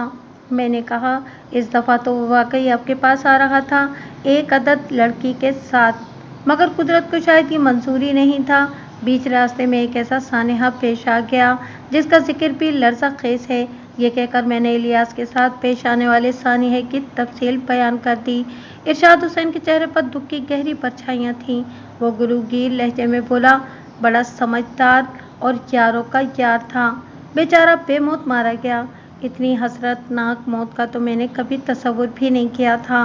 मैं तो उसके सर पर सेहरे के फूल सजे हुए देखना चाहता था। अचानक ये क्या हो गया मलिक साहब? मैं इरशाद हुसैन के गम को समझ रहा था, लेकिन मैं इसकी दिलजोई ही कर सकता था, उसके दोस्त को दोबारा जिंदा नहीं कर सकता था। काफ़ी देर तक हमारे दरमियान खामोशी हायल रही। फिर मैंने कहा, इरशाद साहब, आप मुझे इलियास के घर और दुकान का मुकम्मल एड्रेस दे दें, इसके वारिसों से रब्ता करना ज़रूरी है। एक लम्हे के तवक्कुफ़ से मैंने इजाफा किया, मकतूल के गांव पहुंचने के बाद ही मालूम हो सकेगा कि उसके साथ शमीम थी या कोई शहनाज। हाँ, इस बात का फैसला मंढोरा जाने के बाद ही होगा, इरशाद हुसैन ने कहा। फिर एक कागज़ पर मुझे इलियास के गांव और मंडी का और मंडी कालिकी का एड्रेस लिखकर दे दिया। मैं कुछ देर मज़ीद वहाँ ठहरा, फिर वापसी का सफ़र इख्तियार किया। इरशाद हुसैन के बेहद इसरार के बावजूद भी मैंने दोपहर का खाना उसके साथ नहीं खाया था। उसने मुझसे वादा लिया था कि बहुत जल्द वो भी मंडोरा कलां जाएगा। मैं वापस अपने थाने पहुंचा तो सब कुछ मामूल के मुताबिक था। एएसआई सलामत अली बड़ी शिद्दत से शहनाज की तलाश जारी रखे हुए था। वो हाफिजाबाद जाने वाला एएसआई शहबाज अहमद भी वापस आ गया था। सलामत अली की मुझसे मुलाकात हुई तो मैंने इसे तफसीला से आगाह कर दिया। शहनाज की तलाश के सिलसिले में अभी से कोई कामयाबी हासिल नहीं हुई थी। उसने कहा, मलिक साहब, मेरा ख्याल है कि अब तो इस केस का नक्शा खासा तब्दील हो गया है। वो किस तरह सलामत अली? वो बोला, हमें मकतूल के ठिकाने का इल्म हो चुका है। अब हमें पहली फुर्सत में मंडोरा जाना चाहिए। मुझे उम्मीद है कि शहनाज का सुराग भी वहीं से मिल सकेगा और शहनाज या शमीम का उक्ता भी वहीं जाकर हल होगा। ठीक है, हम कल मंडोरा जाएंगे, मैंने फैसला कुन लहजे में कहा। एएसआई बोला, मलिक साहब, चौधरी की रिमांड की मुद्दत में अभी कितने दिन हैं? अभी तो सिर्फ 3 दिन गुजरे हैं, मैंने जवाब दिया। मैंने इसका 1 हफ्ते का रिमांड हासिल किया है। फिर मैंने पूछा, क्यों, कोई ख़ास बात? नहीं जनाब, कोई ख़ास बात नहीं, वो सरसरी से लहजे में बोला। मैं ये हिसाब लगा रहा था कि आप चालान कब पेश करेंगे। रिमांड की मुद्दत ख़त्म होगी तो चालान भी पेश कर देंगे सलामत अली, मैंने कहा। चौधरी को जेल कस्टडी हो जाए तो मेरे जहन का दबाव कुछ कम हो जाएगा। इसके बाद हम काफ़ी देर तक इस केस के मुख्तलिफ पहलुओं पर गौर व फिक्र करते रहे। मेरी रिहाइश इन दिनों थाने से मुल्हिका सरकारी क्वार्टर में थी। सलामत अली रात 8 बजे अपने घर चला गया था। वो गुज़िश्ता 2 रोज़ से थाने ही में था। मैंने इसे ताकीद कर दी थी कि वो सुबह ज़रा जल्दी आ जाए ताकि मंडोरा जाने के लिए खुसूसी तैयारी की जा सके। आइंदा रोज़ मैं एएसआई सलामत अली के साथ मंडोरा गांव जाने के लिए रवाना हो गया। हमें पहले बस के ज़रिए रसूलपुर ताड़त जाना था, फिर वहाँ से आगे मंडोरे तक का सफ़र टांगे का था। दौरान सफ़र में एएसआई ने पूछा, मलिक साहब, क्या हम सीधे मंडोरा जा रहे हैं? नहीं, मैंने नफ़ी में जवाब दिया। हमें थ्रू प्रॉपर चैनल कार्रवाई करना होगी। ज़रा ये भी तो मालूम हो कि इस इलाके में मकतूल इलियास और शहनाज शमीम की क्या खबरें हैं। एएसआई ने कहा, इसका मतलब है कि पहले हम थाने जाएंगे? बिल्कुल, जब ये मालूम हो गया है कि मकतूल का ताल्लुक इस इलाके से है तो फिर हमें पहले वहाँ के थाने से इसके बारे में ताज़ा तरीन मालूमात हासिल करना चाहिए। एएसआई ने मेरी बात से इत्तफाक किया। हम रसूलपुर ताड़र पहुँचने के बाद ज़िला मंडोरा के मुतालिका थाने गए और वहाँ के थाना इंचार्ज से मुलाकात की। मज़कूरा थानेदार का नाम सिद्दीक घुम्मन था। मैंने सिद्दीक घुम्मन को अपनी आमद की गर्ज़ व गायत बताई तो वह हैरत से मेरी तरफ देखने लगा। मलिक साहब, आप तो बड़ी सनसनीखेज़ खबरें लेकर आए हैं, उसने तकरीबन उछलते हुए कहा। हम तो अभी तक एक ही रुख पर काम कर रहे थे, आपने तो सारा मसला ही हल कर दिया है। आप किस रुख पर काम कर रहे थे घुम्मन साहब? मैंने पूछा। वो बोला, 3-4 रोज़ पहले हमारे पास एक लड़की की गुमशुदगी की रिपोर्ट दर्ज कराई गई थी। गुम होने वाली लड़की का नाम शमीम है और वो मौसा मंडोरा की रहने वाली है। लड़की का बाप फतेहदीन खुद हमारे पास आया था रिपोर्ट लिखवाने और उसके साथ ज़मींदार मलिक खुदा बख्श भी था। हमने रिपोर्ट दर्ज करने के बाद लड़की की तलाश शुरू कर दी है, लेकिन अब आप एक नई कहानी सुना रहे हैं। आपने लड़की को कहाँ कहाँ तलाश किया घुम्मन साहब? आले दुआले के तमाम पिंड गिरा देख लिए हैं, उसने बताया, लेकिन इसका कोई नामो निशानी नहीं मिला। एक लम्हे की तवक्कुफ़ से उसने इजाफा किया। हमें बताया गया था कि जिस रात शमीम गायब हुई है उसकी दूसरी सुबह उसकी शादी होने वाली थी। शादी? अब मेरे हैरान होने की बारी थी। इसकी शादी किसके साथ हो रही थी? मैंने इज़्तिरारी लहजे में सवाल किया। मलिक खुदा बख्श से। अच्छा, क्या वाकई? जी मलिक साहब, बिल्कुल यही हकीकत है, घुम्मन ने बताया। वैसे मेरे ख्याल में अच्छा ही हुआ जो शमीम पुरअसरार तौर पर गायब हो गई, वरना ये शादी अगर हो जाती तो वो बेचारी ज़िंदगी भर अंगारों पर ही लौटती रहती। वो क्यों घुम्मन साहब? वो इसलिए मलिक साहब कि मलिक खुदा बख्श की उम्र इस वक्त अल्लाह छूट ना बुलवाए तो कम से कम 60 साल ज़रूर होगी। ये बेजोड़ और इंतहाई नामुनासिब शादी ना होती तो और क्या होता। शमीम मुश्किल से 18 साल की होगी। मैंने कहा, आप बिल्कुल दुरुस्त फरमा रहे हैं, मैंने भी इस लड़की को देखा था। इसकी उम्र कमोबेश इतनी ही होगी और वो थी भी हसीन और दिलकश। मेरा तो ख्याल है मलिक साहब, लड़की अपनी मर्जी से ही कहीं गई होगी। थाना इंचार्ज सिद्दीक उमर ने पुरख्याल अंदाज में कहा, इसे अगवा नहीं किया गया, बल्कि वो शादी से बचने के लिए इधर उधर हो गई होगी। पहले तो मेरा यही ख्याल था, लेकिन अब आपने जो सूरत हाल बताई है, इसके पेश नज़र तो शमीम इलियास के साथ फरार हुई होगी और इलियास के बाद वो एक मरतबा फिर रुपोश हो गई है। मैंने कहा, मुझे बाखबर ज़राए से मालूम हुआ है कि इलियास और शमीम एक दूसरे से मोहब्बत भी करते थे। अब इस बात की तस्दीक तो हो गई थी कि मकतूल की साथी औरत का नाम दरअसल शमीम था और वो मकतूल ही के गांव की रहने वाली थी। इसके साथ साथ ये भी पता चल गया था कि वो औरत नहीं एक लड़की थी। सिद्दीक उमर ने मेरे सवाल के जवाब में बताया, ऐसी कुछ उड़ती उड़ती खबरें मैंने भी सुनी हैं, मगर ये कोई ख़ास बात नहीं है। मैंने पूछा, घुम्मन साहब, लड़की के वालिद ने रिपोर्ट में किसी पर शक तो जाहिर किया होगा? मेरा मतलब है कि इसने ये तो बताया होगा कि उसकी बेटी की गुमशुदगी में किसका हाथ हो सकता था। उसने नफ़ी में जवाब दिया, नहीं मलिक साहब, शमीम के बाप फतेहदीन ने ऐसी कोई बात नहीं बताई थी। इसीलिए मैं समझा कि लड़की चूँकि शादी के लिए राज़ी नहीं थी, इसलिए खुद ही कहीं चली गई होगी। मुझे तो तलाश में नाकामी के बाद ये यकीन हो गया था कि शमीम ने किसी नहर के दरिया में छलांग लगाकर खुदकुशी कर ली होगी। अल्लाह अल्लाह खैर सल्ला। सिद्दीक उमर के तजसियाती ख्यालात सुनकर मुझे दिली अफसोस हुआ। हमारे गांव देहात के अक्सर थानों में ऐसे ही आराम तलब और मोटे दिमाग के पुलिस एहलकार मौजूद हैं। फिर जुराइम की तादाद में इजाफा न हो तो क्या हो? मैंने कहा, घुम्मन साहब, क्या लड़की के घर वालों को ये बात मालूम थी कि इनकी लड़की इलियास नामी किसी शख्स से मोहब्बत करती थी? ज़ाहिर है जनाब, पता तो होगा। वो बेनियाजी से बोला, ऐसी बातें भला कहाँ छुपती हैं? फिर पुरराज़दाराना अंदाज में गोया हुआ, मलिक साहब, दरअसल बात यह है कि लड़की का बाप उसका सौदा कर रहा था। सौदा? मैं चौंका। किस किस्म का सौदा जनाब घुम्मन साहब? वो मायना खेज अंदाज में मुस्कुराया और बोला, ये सौदा ही हुआ ना जनाब। मलिक खुदाबख्श जमींदार शमीम से शादी के बदले में फतेहदीन को पूरे 10 एकड़ अराजी देने को तैयार था। फतेहदीन एक लालची इंसान है, वो मलिक खुदाबख्श के चक्कर में आ गया। वैसे भी लड़की की माँ का इंतकाल हो चुका है और बाकी 2 बहन भाई उससे छोटे हैं। लड़कियों की माएँ जिंदा हों तो ऐसे मौक़ों पर उनकी हिमायत में बोलती हैं। शमीम तो पूरी तरह अपने बाप के रहम करम पर थी। वो इलियास से मोहब्बत करती थी, लेकिन उसका बाप उसे बूढ़े और बीमार जमींदार मलिक खुदाबख्श को सौंपना चाहता था। 10 एकड़ ज़मीन के लालच ने उसकी मत मार दी थी। मैंने कहा, आपकी बातों से तो लगता है कि मलिक खुदाबख्श खासा असर रसूख वाला बंदा होगा।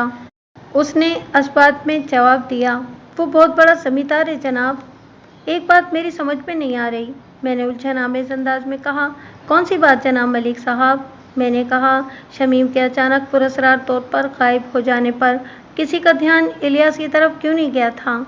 वो दोनों एक ही गांव में रहते थे। शमीम के साथ साथ जब वो भी गांव से गैर हाजिर हुआ होगा तो इस बात के रोशन इम्कानात थे कि वो दोनों एक साथ ही कहीं गए होंगे। इनकी चाहत और मोहब्बत से भी गांव वाले आगाह थे। आपकी उलझन अपनी जगह दुरुस्त है मलिक साहब, सिद्दीक उमर ने कहा, लेकिन इसकी एक ख़ास वजह है। और वो वजह क्या है? मैंने पूछा। वो बोला, मलिक साहब, बात दरअसल ये है कि इलियास ज़्यादा वक्त गांव से बाहर रहता था। मुझे बताया गया है कि वो उधर हाफिज़ाबाद में मंडी कालिकी की किसी दुकान पर मुंशीगिरी करता है। 2 हफ्ते में सिर्फ एक दिन के लिए वो मंढोरा आता था, यानी हर 15 दिन बाद। 1 माह में 2 मरतबा।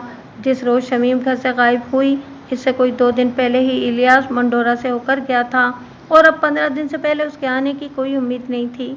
इसके हाफिज़ाबाद जाने के बाद 2 दिन तक शमीम गांव में ही मौजूद रही थी, इसलिए भी इलियास की तरफ किसी ने ध्यान नहीं दिया।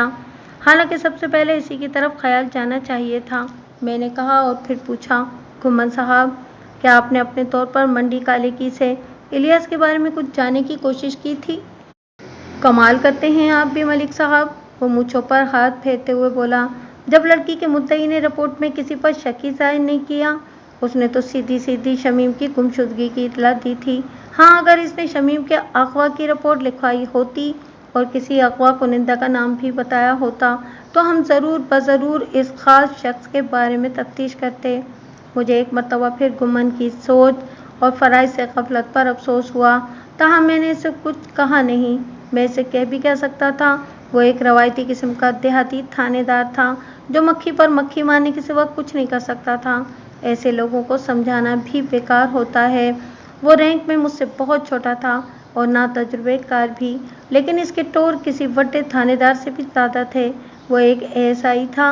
अमले की कमी की वजह से बहालत मजबूरी दूर दराज के गांव देहात में बाज़ औक़ात निचले दर्जे के एहलकारों को थाना इंचार्ज बना दिया जाता था। मैंने थोड़ी देर के बाद कहा, घुमन साहब, अब इस बात में तो किसी शक की गुंजाइश ही बाकी नहीं रही कि इलियास मकतूल और शमीम एक मरतबा फिर रुपोश हो चुकी है। मकतूल इलियास की लाश ज़िला अस्पताल के सैद खाने में रखी है और कातिल चौधरी हक नवाज खरल रिमांड पर हमारी कस्टडी में है। मंढोरा गांव आपके थाने के हदूद में आता है, इसलिए अब आप फौरी तौर पर मकतूल के वारिसों से राब्ता करने की कोशिश करें और ज़िला अस्पताल से मकतूल की लाश को हासिल करके इसे मुतालिका लोगों तक पहुंचाने का भी बंदोबस्त करें। कातिल चूँकि मेरे थाने की हदूद में हुआ है, इसलिए चौधरी हक नवाज वाला मामला मैं खुद देख लूँगा। और शमीम का क्या होगा मलिक साहब? घुम्मन ने सवाल किया। इसकी गुमशुदगी की रिपोर्ट तो हमारे पास दर्ज कराई गई थी। मैंने कहा, इसे तलाश करना आपकी जिम्मेदारी है अगर आप चाहें तो। ना चाहते हुए भी मेरा लहजा खासा तल्ख व तुश हो गया था। क्यों नहीं, वो मेरे लहजे में पोशीदा तंज को महसूस करते हुए जल्दी से बोला, मैं भला क्यों इसे तलाश नहीं करूँगा? दरअसल अभी तक इसके बारे में कोई सुराग, कोई इशारा नहीं मिला था ना। अब तो आपको मैंने बहुत से इशारे दे दिए हैं। बहुत बहुत शुक्रिया जनाब, वो ममनूनियत आमेज़ अंदाज में बोला, लेकिन इस सिलसिले में अभी भी मुझे आपके भरपूर ताउन की ज़रूरत है। मैं हर तरह आपकी मदद करने को तैयार हूँ गुमन साहब। मैंने कहा, मुझसे किस किस्म का ताउन चाहते हैं? वो बोला, पहली मरतबा शमीम मेरे इलाके से गायब हुई थी। मेरा मतलब है कि इसे अगवा किया गया था और दूसरी मरतबा वो आपके थाने की हदूद से रुपोश हुई है। इसलिए मैं चाहता हूँ कि आप भी अपने इलाके में इसे तलाश करने की कोशिश करें। वो कोशिश तो हम कर ही रहे हैं, मैंने तसल्ली आमेज़ लहजे में कहा। सिद्दीक घुम्मन ने फ़ौरन अपने मातहत को बुलाया और कहा, तुम इसी वक्त मंढोरा रवाना हो जाओ और शमीम के बाप फतेह दीन को लेकर थाने आ जाओ। मातहत कांस्टेबल ने कहा, क्या मलिक साहब को भी बुलाना है जनाब? गालिबन मलिक साहब से उसकी मुराद मलिक खुदा बख्श थी जो शमीम से शादी करने वाला था। ये शादी इसके लिए खाना बर्बादी साबित हो रही थी। सिद्दीक घुम्मन ने कांस्टेबल को छिड़का, तुम्हारी ज़बान बहुत ज़्यादा चलती है। जितना काम बताया जाए बस उतना ही किया करो। घुम्मन साहब, मैं किसी और को भी अपने साथ ले जाऊं? हाँ, एक कांस्टेबल और साथ ले जाओ। मैंने घुम्मन से कहा, जनाब आप मकतूल के वारिसों से भी राब्ता करें, ये ज़्यादा ज़रूरी काम है। इस बेचारे का है ही कौन मलिक साहब? घुम्मन ने कहा, बचपन ही में यतीम हो गया था। चचा चच्ची ने पाला, वो दोनों बे औलाद थे। इन्हें औलाद मिल गई और इलियास को सरपरस्त। यह हकीकत अपनी जगह घुम्मन साहब, मैंने कहा, लेकिन मकतूल की लाश इन तक पहुंचाना ज़रूरी है। वो तो अब तक यही समझ रहे होंगे कि इनका भतीजा मंडी कालेकी में आड़त का हिसाब किताब लिख रहा होगा। जवान इलियास की लाश वसूल करके इन पर तो क़यामत ही टूट पड़ेगी। सिद्दीक घुम्मन ने कहा, इसीलिए मलिक साहब मैं फौरी तौर पर इन्हें इस सदमे से दो चार नहीं करना चाहता। पहले मैं फतेहदीन वगैरह से बात कर लूँ, फिर मकतूल के वारिसों के बारे में सोचूंगा। वैसे भी मकतूल की लाश को हासिल करके यहाँ तक पहुँचाने में कुछ वक्त तो लगेगा ही ना। बहरहाल ये आपके अंदरूनी मामलात हैं घुम्मन साहब, मैंने कहा। आप जिस तरह मुनासिब समझते हैं उसी तरह उन्हें तरतीब दे लें। मैंने तो अपना फ़र्ज़ पूरा कर दिया है, अब हमें इजाज़त दें। इसके साथ ही मैं उठकर खड़ा हो गया। एएसआई सलामत अली ने भी मेरी तकलीद की। सिद्दीक घुम्मन भी अपनी कुर्सी से उठते हुए बोला, मैं आपको ऐसे नहीं जाने दूंगा मलिक साहब। फिर कैसे जाने देंगे घुम्मन साहब? मैंने मिज़ाह के रंग में कहा। वो गड़बड़ा गया और फिर बोला, मेरा मतलब है कि मुझे अपनी खिदमत का मौका तो दें। मैं दोपहर के खाने का इंतज़ाम करवाता हूँ, आप तशरीफ़ रखें, अभी कुकर शुक्कर तैयार हो जाते हैं। इस जहमत की ज़रूरत नहीं है घुम्मन साहब। जहमत कैसी मलिक जी? वो जल्दी से बोला, ये तो खाने का वक्त है। मैं इसकी पेशकश को नज़रअंदाज करने का फ़ैसला कर चुका था। मुझे यकीन था कि हमारी खातिर तवाज़ुन के लिए वो जो भी पकवान तैयार करवाएगा वो किसी बेचारे की जेब का ज़रूर खाना ख़राब करेगा। वैसे भी वहाँ आने का मेरा मकसद पूरा हो चुका था। अब मज़ीद रुकना वक्त ज़ाया करने के मुतरादिफ था।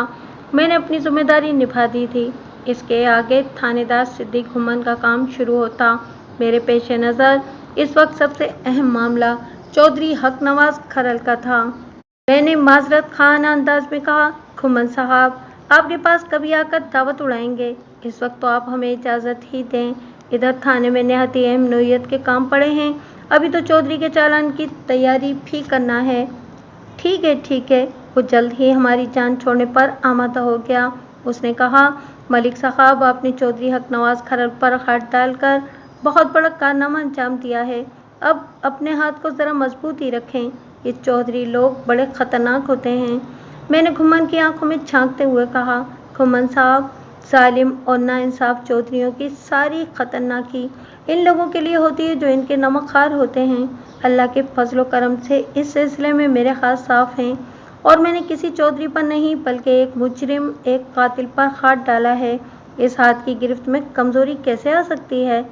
आप देखना, बहुत जल्द चौधरी हक नवाज आपको जेल की सलाखों के पीछे नजर आएगा, इंशाअल्लाह। हम बातें करते हुए थाने के अहाते में आ गए। अचानक मेरे जहन में एक ख्याल आया और मैंने घुमन से पूछा, घुमन साहब, आपने अभी बताया कि मकतूल महीने में सिर्फ एक बार अपने गांव जाता था और ये भी कि शमीम की गुमशुदगी से 2 रोज़ पहले वो गांव का चक्कर लगा गया था। उसने उस बात में सर हिलाया। मैंने कहा, लेकिन हकीकत ये भी है कि शमीम को वही भगा के ले गया था। इसका मतलब तो ये हुआ कि वो गुज़िश्ता 4 रोज़ से अपनी ड्यूटी से गैर हाजिर रहा है। इस सूरत में इस आरती ने ये मालूम करने की कोशिश नहीं की कि वो अचानक कहाँ चला गया था। मेरा ख्याल है मकतूल ने अपने आरती मालिक से कोई माकूल बहाना किया होगा और इससे छुट्टी ली होगी, वरना ये बात छुप नहीं सकती थी। मैं इसकी बात समझ नहीं पाया था। मैंने पूछा, कौन सी बात घुमन साहब? यही, इसकी गैर हाजिरी वाली बात जनाब। घुमन ने वजाहत आमेज लहजे में कहा, अगर आरती ने मकतूल के घर वालों से उसकी गैर हाजिरी के सिलसिले में राब्ता किया होता तो फिर वो खामोश नहीं बैठ सकते थे। मकतूल के चचा और चची तो अभी तक यही समझ रहे थे कि वो मंडी कालेकी में अपनी ड्यूटी कर रहा है। इसका वाज़ेह मतलब यही है कि मकतूल ने अपने आरती मालिक से कोई माकूल बहाना करके छुट्टी ले रखी होगी। कुछ देर बाद हम दोनों एक बस में सवार होकर अपने इलाके की तरफ वापसी का सफ़र शुरू कर चुके थे। आने वाले 2 रोज़ में मकतूल इलियास की लाश उसके चचा चची के हवाले कर दी गई। इसके बाद इनके घर में जो क़यामत बपा हुई होगी उसका मैं बस तसव्वुर ही कर सकता था। इलियास की मौत इंतहाई हसरतनाक अंदाज में हुई थी। रिमांड की मुद्दत पूरी होने के बाद मैंने चालान अदालत में पेश कर दिया। मैंने चालान की तैयारी में इस बात का ख़ास तौर पर ख्याल रखा था कि किसी भी सूरत चौधरी हक नवाज बच ना पाए। चौधरी को अदालत के हवाले करने के बाद मैं मुतमईन हो गया था। तकरीबन 2 साल तक ये मुकदमा चलता रहा। फिर सेशन कोर्ट ने चौधरी को सज़ाए मौत सुना दी। बड़े चौधरी अली नवाज खरल ने अदालत के फैसले के खिलाफ हाई कोर्ट में अपील दायर कर दी और पैसा पानी की तरह बहाने लगा। इसके साथ ही वो अपना असर और रसूख भी इस्तेमाल कर रहा था। इसकी तगोदो का नतीजा ये बरामद हुआ कि हाई कोर्ट ने सज़ाए मौत को सज़ाए कैद ता हयात में बदल दिया। मैं अपनी कामयाबी पर जिस कदर मसरूर था, चौधरी अली नवाज खरल अपनी शक्ल पर इतनी ही शिद्दत से तिलमिलाया हुआ था। वो अपनी पूरी कोशिश के बाद भी हक नवाज को सज़ा से नहीं बचा सका था। ताहम मैं इसकी इंतकामी कार्रवाई का निशाना बन गया। जब तक मुकदमा चलता रहा उस वक्त तक चौधरी अली नवाज की तवज्जो पूरी तरह बेटे की तरफ यानी कि उसकी रिहाई पर लगी हुई थी। लेकिन जैसे ही अदालत ने हक नवाज को सज़ा सुनाई, अली नवाज की तोपों का रुख सीधा मेरी तरफ हो गया। वो अपनी तमाम तर कोशिशों के बावजूद भी हक नवाज के लिए कुछ नहीं कर सका था। इसका असर व रसूख कारामद साबित ना हो सका, लेकिन मेरे मामले में उसके ताल्लुकात की कुव्वत काम कर गई। चौधरी अली नवाज खरल मेरा तबादला करवाने में कामयाब हो गया था। मेरे लिए ये कोई नई या परेशान कुन बात नहीं थी। एक ईमानदार और फर्शनास पुलिस ऑफिसर को ऐसी सूरत हाल से अक्सर वास्ता पड़ता ही रहता है। किस्सा मुख्तसर, मैं पिंडी भटिया के थाने से तब्दील होकर झंग सदर के एक थाने में आ गया। ये कहानी यहीं पर ख़त्म हो जाती अगर सरवर हुसैन से दोबारा मेरी मुलाकात ना हुई होती। वही सरवर हुसैन जो 2.5 साल कबल पिंडी भटिया के लारी अड्डे पर मुझसे मिला था। जिसने बाबा निजामुद्दीन के साथ बस में सफ़र किया था और मकतूल की साथी औरत को देखने हमारे साथी अस्पताल भी गया था। सरवर हुसैन से मेरी दूसरी मुलाकात झंग सदर के मेन बाजार में हुई थी। मैंने तो उसे देखा भी नहीं था, मगर उसकी नज़र मुझ पर पड़ गई थी। वो अचानक मेरे सामने आ गया। मलिक साहब, आप यहाँ झंग में? मैंने बगौर उसका जायज़ा लिया और मुझे याद आ गया कि पहले मैंने उसे कहाँ देखा था। मैंने कहा, सरवर हुसैन भाई, मैं तो सरकारी मुलाजिम हूँ, सरकार जहाँ भेजते जाना पड़ता है, लेकिन तुम यहाँ क्या कर रहे हो? तुम्हारा घर तो हेस्की में नहीं था। उसने जवाब दिया, घर तो जनाब हेस्की ही में है, लेकिन पिछले साल मैंने शादी कर ली है और मेरी ससुराल खेवा में है। मैं अपनी ससुराल आया हुआ था तो उधर झंग में भी कुछ खरीदारी करने चला आया और इत्तेफाक से आपसे मुलाकात हो गई। चलो, ये भी अच्छी बात है, मैंने कहा। भरजाई को मेरा सलाम कहना। भाई सरवर हुसैन, तुमने बड़े यादगार कस्बे की औरत से शादी की है। खेवा अपना एक तारीखी और रूमानी पस मंज़र रखता है। ये बात तो आपने बिल्कुल ठीक कही जनाब। वो खुश हो गया। मैं सरवर हुसैन से हाथ मिलाकर रुखसत होने लगा तो उसने अचानक पूछा, मलिक साहब, आपको वो लड़की तो याद होगी? कौन सी लड़की? मैंने सवालिया नज़र से उसकी तरफ देखा। वही जो मकतूल की साथी थी और वहाँ बेहोश हो गई थी, सरवर हुसैन ने वजाहत की। बाद में हम इसे देखने अस्पताल भी गए थे। मुझे अचानक झटका सा लगा और मैं संभल कर खड़ा हो गया। सरवर हुसैन शमीम का जिक्र कर रहा था। मैं भला इस पुरस्कार लड़की को कैसे भूल सकता था? शमीम के जिक्र ने मेरे अंदर खलबली मचा दी थी। ताहम मैंने चेहरे से अपनी अंदरूनी हालत को जाहिर नहीं होने दिया और कहा, सरवर हुसैन, तुम शायद शमीम का जिक्र कर रहे हो। क्या हुआ उसे? कुछ नहीं जनाब, बस ऐसे ही इसकी बात करती मैंने। वो आम से लहजे में बोला, दरअसल मैं आपको बताना चाह रहा था कि इसकी शादी हो गई है और शायद आप भूल रहे हैं। इस लड़की का नाम शमीम नहीं बल्कि शहनाज है। वो इंकिशाफ दर इंकिशाफ कर रहा था। मैंने अपनी कल्बी कैफियत को पोशीदा रखते हुए सरसरी से लहजे में इस्तफसार किया, तुम इसे कैसे जानते हो? इसकी शादी किससे हुई है?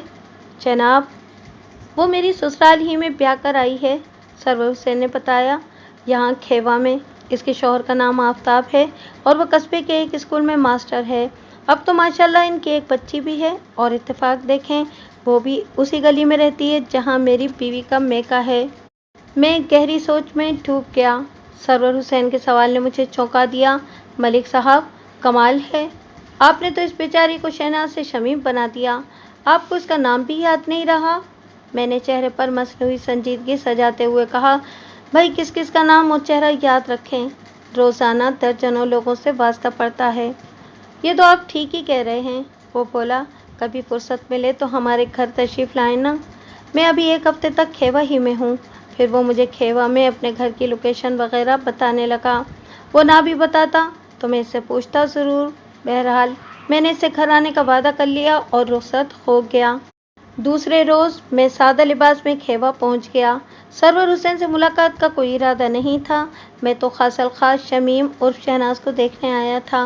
वो एक मोहम्मे की तरह मेरे जहन से चुपकी हुई थी। ताहम मैंने सरवर हुसैन के सामने अपने एहसासात को जाहिर नहीं होने दिया था। मैंने उसे यही बावर कराया था कि जैसे मुझे अब शमीम से कोई ख़ास दिलचस्पी ना हो। मास्टर आफ्ताब का घर तलाश करने में मुझे किसी दुश्वारी का सामना नहीं करना पड़ा। मैं इस वक्त अकेला ही था और ख़ास तौर पर मैं सादा लिबास में वहाँ पहुँचा था। मैंने मतलूबा दरवाजे पर दस्तक दी और एक तरफ हटकर खड़ा हो गया। कौन है?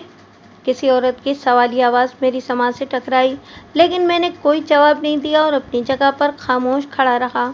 थोड़ी देर बाद दरवाजे के पीछे आहट पैदा हुई, फिर कुंडी गिरने की आवाज़ सुनाई दी। अगले ही लम्हे दरवाज़ा खुल चुका था।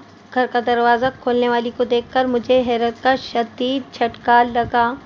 मेरे सामने नर्स शबाना खड़ी थी, वही शबाना जो पिंडी भटिया के अस्पताल में शमीम पर निगरान खुसूसी मुकर्रर की गई थी, लेकिन इसकी निगरानी फेल हो गई थी। शबाना के बयान के मुताबिक शहनाज यानी कि शमीम इसकी गफलत से फ़ायदा उठाकर अस्पताल से फरार होने में कामयाब हो गई थी। शबाना भी मुझे पहचान चुकी थी। शायद इसीलिए इसने फुर्ती से दरवाज़ा बंद करने की कोशिश की, लेकिन मैंने दरवाजे के पट को पकड़ लिया और नर्म लहजे में कहा, घबराने की ज़रूरत नहीं है। आप यहाँ कैसे पहुँच गए?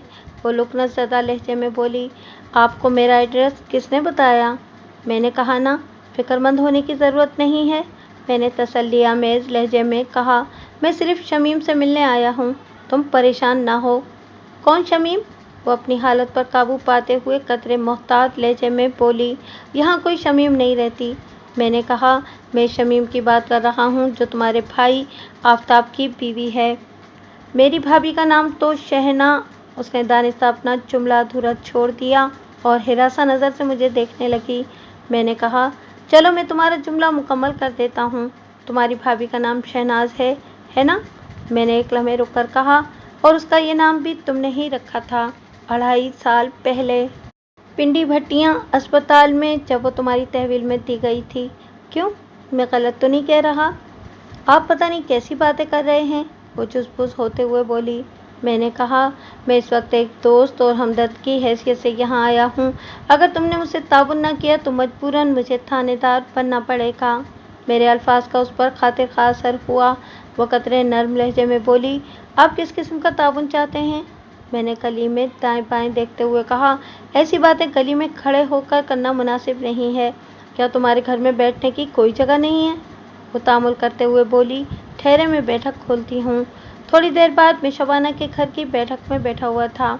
इस दौरान में शमीम का शौहर आफताब भी स्कूल से वापस आ गया था। वो 25-26 साल का एक माकूल शख्स था।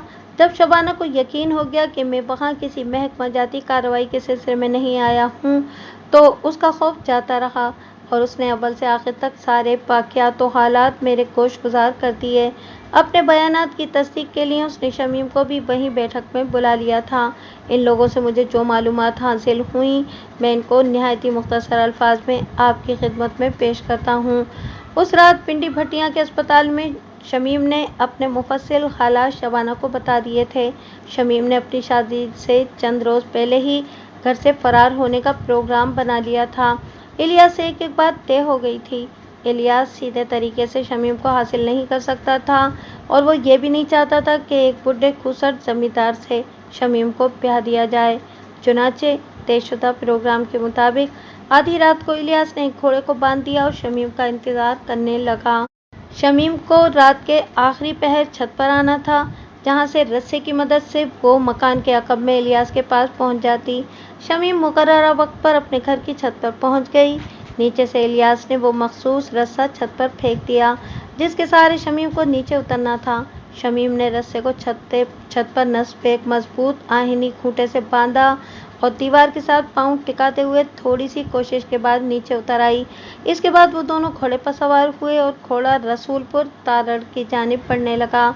इलियास ने अपने पास 500 रुपये भी रख लिए थे, जो उस ज़माने में कोई मामूली रकम नहीं थी। शमीम ने भी वो तमाम जेवरात पहन लिए थे जो बूढ़े जमींदार मलिक खुदाबख्श ने उसके लिए बनवाए थे।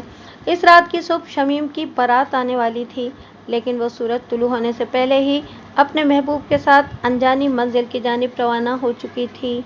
वैसे इलियास ने ये सोच रखा था कि वो सरे दस्त सरगोदा में अपने दोस्त इरशाद हुसैन के पास जाएगा। बाकी बातें बाद में सोची जाएंगी। इलियास ने सरगोदा वाली बात शमीम को नहीं बताई थी। वो दोनों जब रसूलपुर तारड़ पहुँचे तो दिन निकल आया था। फिर वो बस में बैठकर सरगोदा की जानिब रवाना हो गए।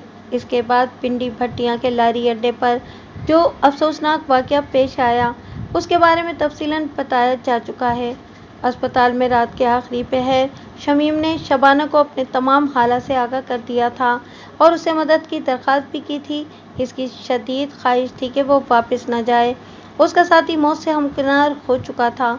वो बेघर और बेसहारा हो गई थी। शबाना ने उसे बताया कि अगर वो अस्पताल ही में रही तो पुलिस वाले उसे ज़रूर वापस उसके गांव भेज देंगे। इस पर शमीम उसके कदमों में गिर गई और रोते हुए इल्तिजा की कि वो इसे कहीं गायब कर दे। इसके बाद ही शबाना ने शमीम को अस्पताल से गायब करने का मंसूबा बनाया था। शमीम का नाम शहनाज भी उसी ने रखा था। बाथरूम वाला ड्रामा रचाकर शबाना ने शमीम को अपने क्वार्टर में छुपा दिया। वो अस्पताल के क्वार्टर में रहती थी और हफ्तेवार छुट्टी पर ही अपने घर खेवा जाया करती थी। जब शमीम की तलाश का हंगामा सर पड़ गया तो शबाना ने निहायत राजदारी के साथ शमीम को खेवा पहुंचा दिया। गुज़िश्ता 1 साल से वो अस्पताल की नौकरी छोड़ चुकी थी और अब घर ही में रहती थी। आफ्ताब ने शमीम की शादी भी शबाना ही की कोशिश से हुई थी। इस तरह अब शमीम इनके ख़ानदान की एक फ़र्द बनकर ज़्यादा महफूज हो गई थी। यहाँ खेवा में सब लोग उसे शहनाज ही के नाम से जानते थे। ये तमाम वाक़यात सुनाने के बाद शबाना ने कहा, मलिक साहब, मैंने आपके सामने किसी गलत बयानी से काम नहीं लिया और मैंने जो कुछ भी किया खुलूस नीयत और हमदर्दी के जज्बे के तहत किया है। अगर शमीम, जो अब शहनाज है, वापस मंढोरा चली जाती तो उसका लालची बाप 10 एकड़ अराजी के एवज़ इसे मलिक खुदाबख्श के हवाले कर देता। मैंने शहनाज की दरख्वास्त पर इसकी ज़िंदगी बनाने की कोशिश की है और आप देख ही रहे हैं कि ये अपने शौहर और बच्चे के साथ खुश भी है। अगर आप मेरे इस अमल को जुर्म समझते हैं तो मुझे गिरफ्तार कर सकते हैं। बात ख़त्म करते ही शबाना ने अपने दोनों बाजू मेरे सामने फैला दिए। शमीम तड़प कर आके पड़ी और गुलूगीर आवाज़ में बोली, बाजी, शबाना का इसमें कोई कसूर नहीं है। अगर गिरफ्तार ही करना है तो मुझे गिरफ्तार करें। इस तमाम किस्से की जड़ मैं ही हूँ। फिर उसने भी अपनी बाहें मेरे सामने फैला दी। आफ्ताब एक जानिब खामोश बैठा था। मैंने गंभीर आवाज़ में कहा, तुम दोनों अपने बाजू समेट लो। इन दोनों ने ताज्जुबखेज़ नज़र से मुझे देखा। मैंने शमीम को मुखातिब करते हुए कहा, शमीम, तुम्हें तो आफ्ताब ने अपनी मोहब्बत की जंजीर में गिरफ्तार कर रखा है। क्या ये असीरी तुम्हें पसंद नहीं जो मेरे हाथों गिरफ्तार होना चाहती हो? शमीम के चेहरे पर हया की सुर्खी नमूदार हुई और उसने गर्दन झुका दी। मैं उठकर खड़ा हो गया और अपनी जेबों को टटोलने लगा। शमीम की 1 साला बच्ची उसकी गोद में से झांककर मेरी तरफ देखने लगी। मैंने अपनी जेब से कुछ करेंसी नोट निकालकर बच्ची के हाथ में थमा दिए। शमीम ने फौरन वो रकम बच्ची के हाथ से ले ली और हैरत आमेज़ लहजे में बोली, इतने ज़्यादा पैसे? कितने हैं? शबाना तजस्सुस आमेज़ लहजे में बोली, पूरे 550 रुपये हैं बाजी।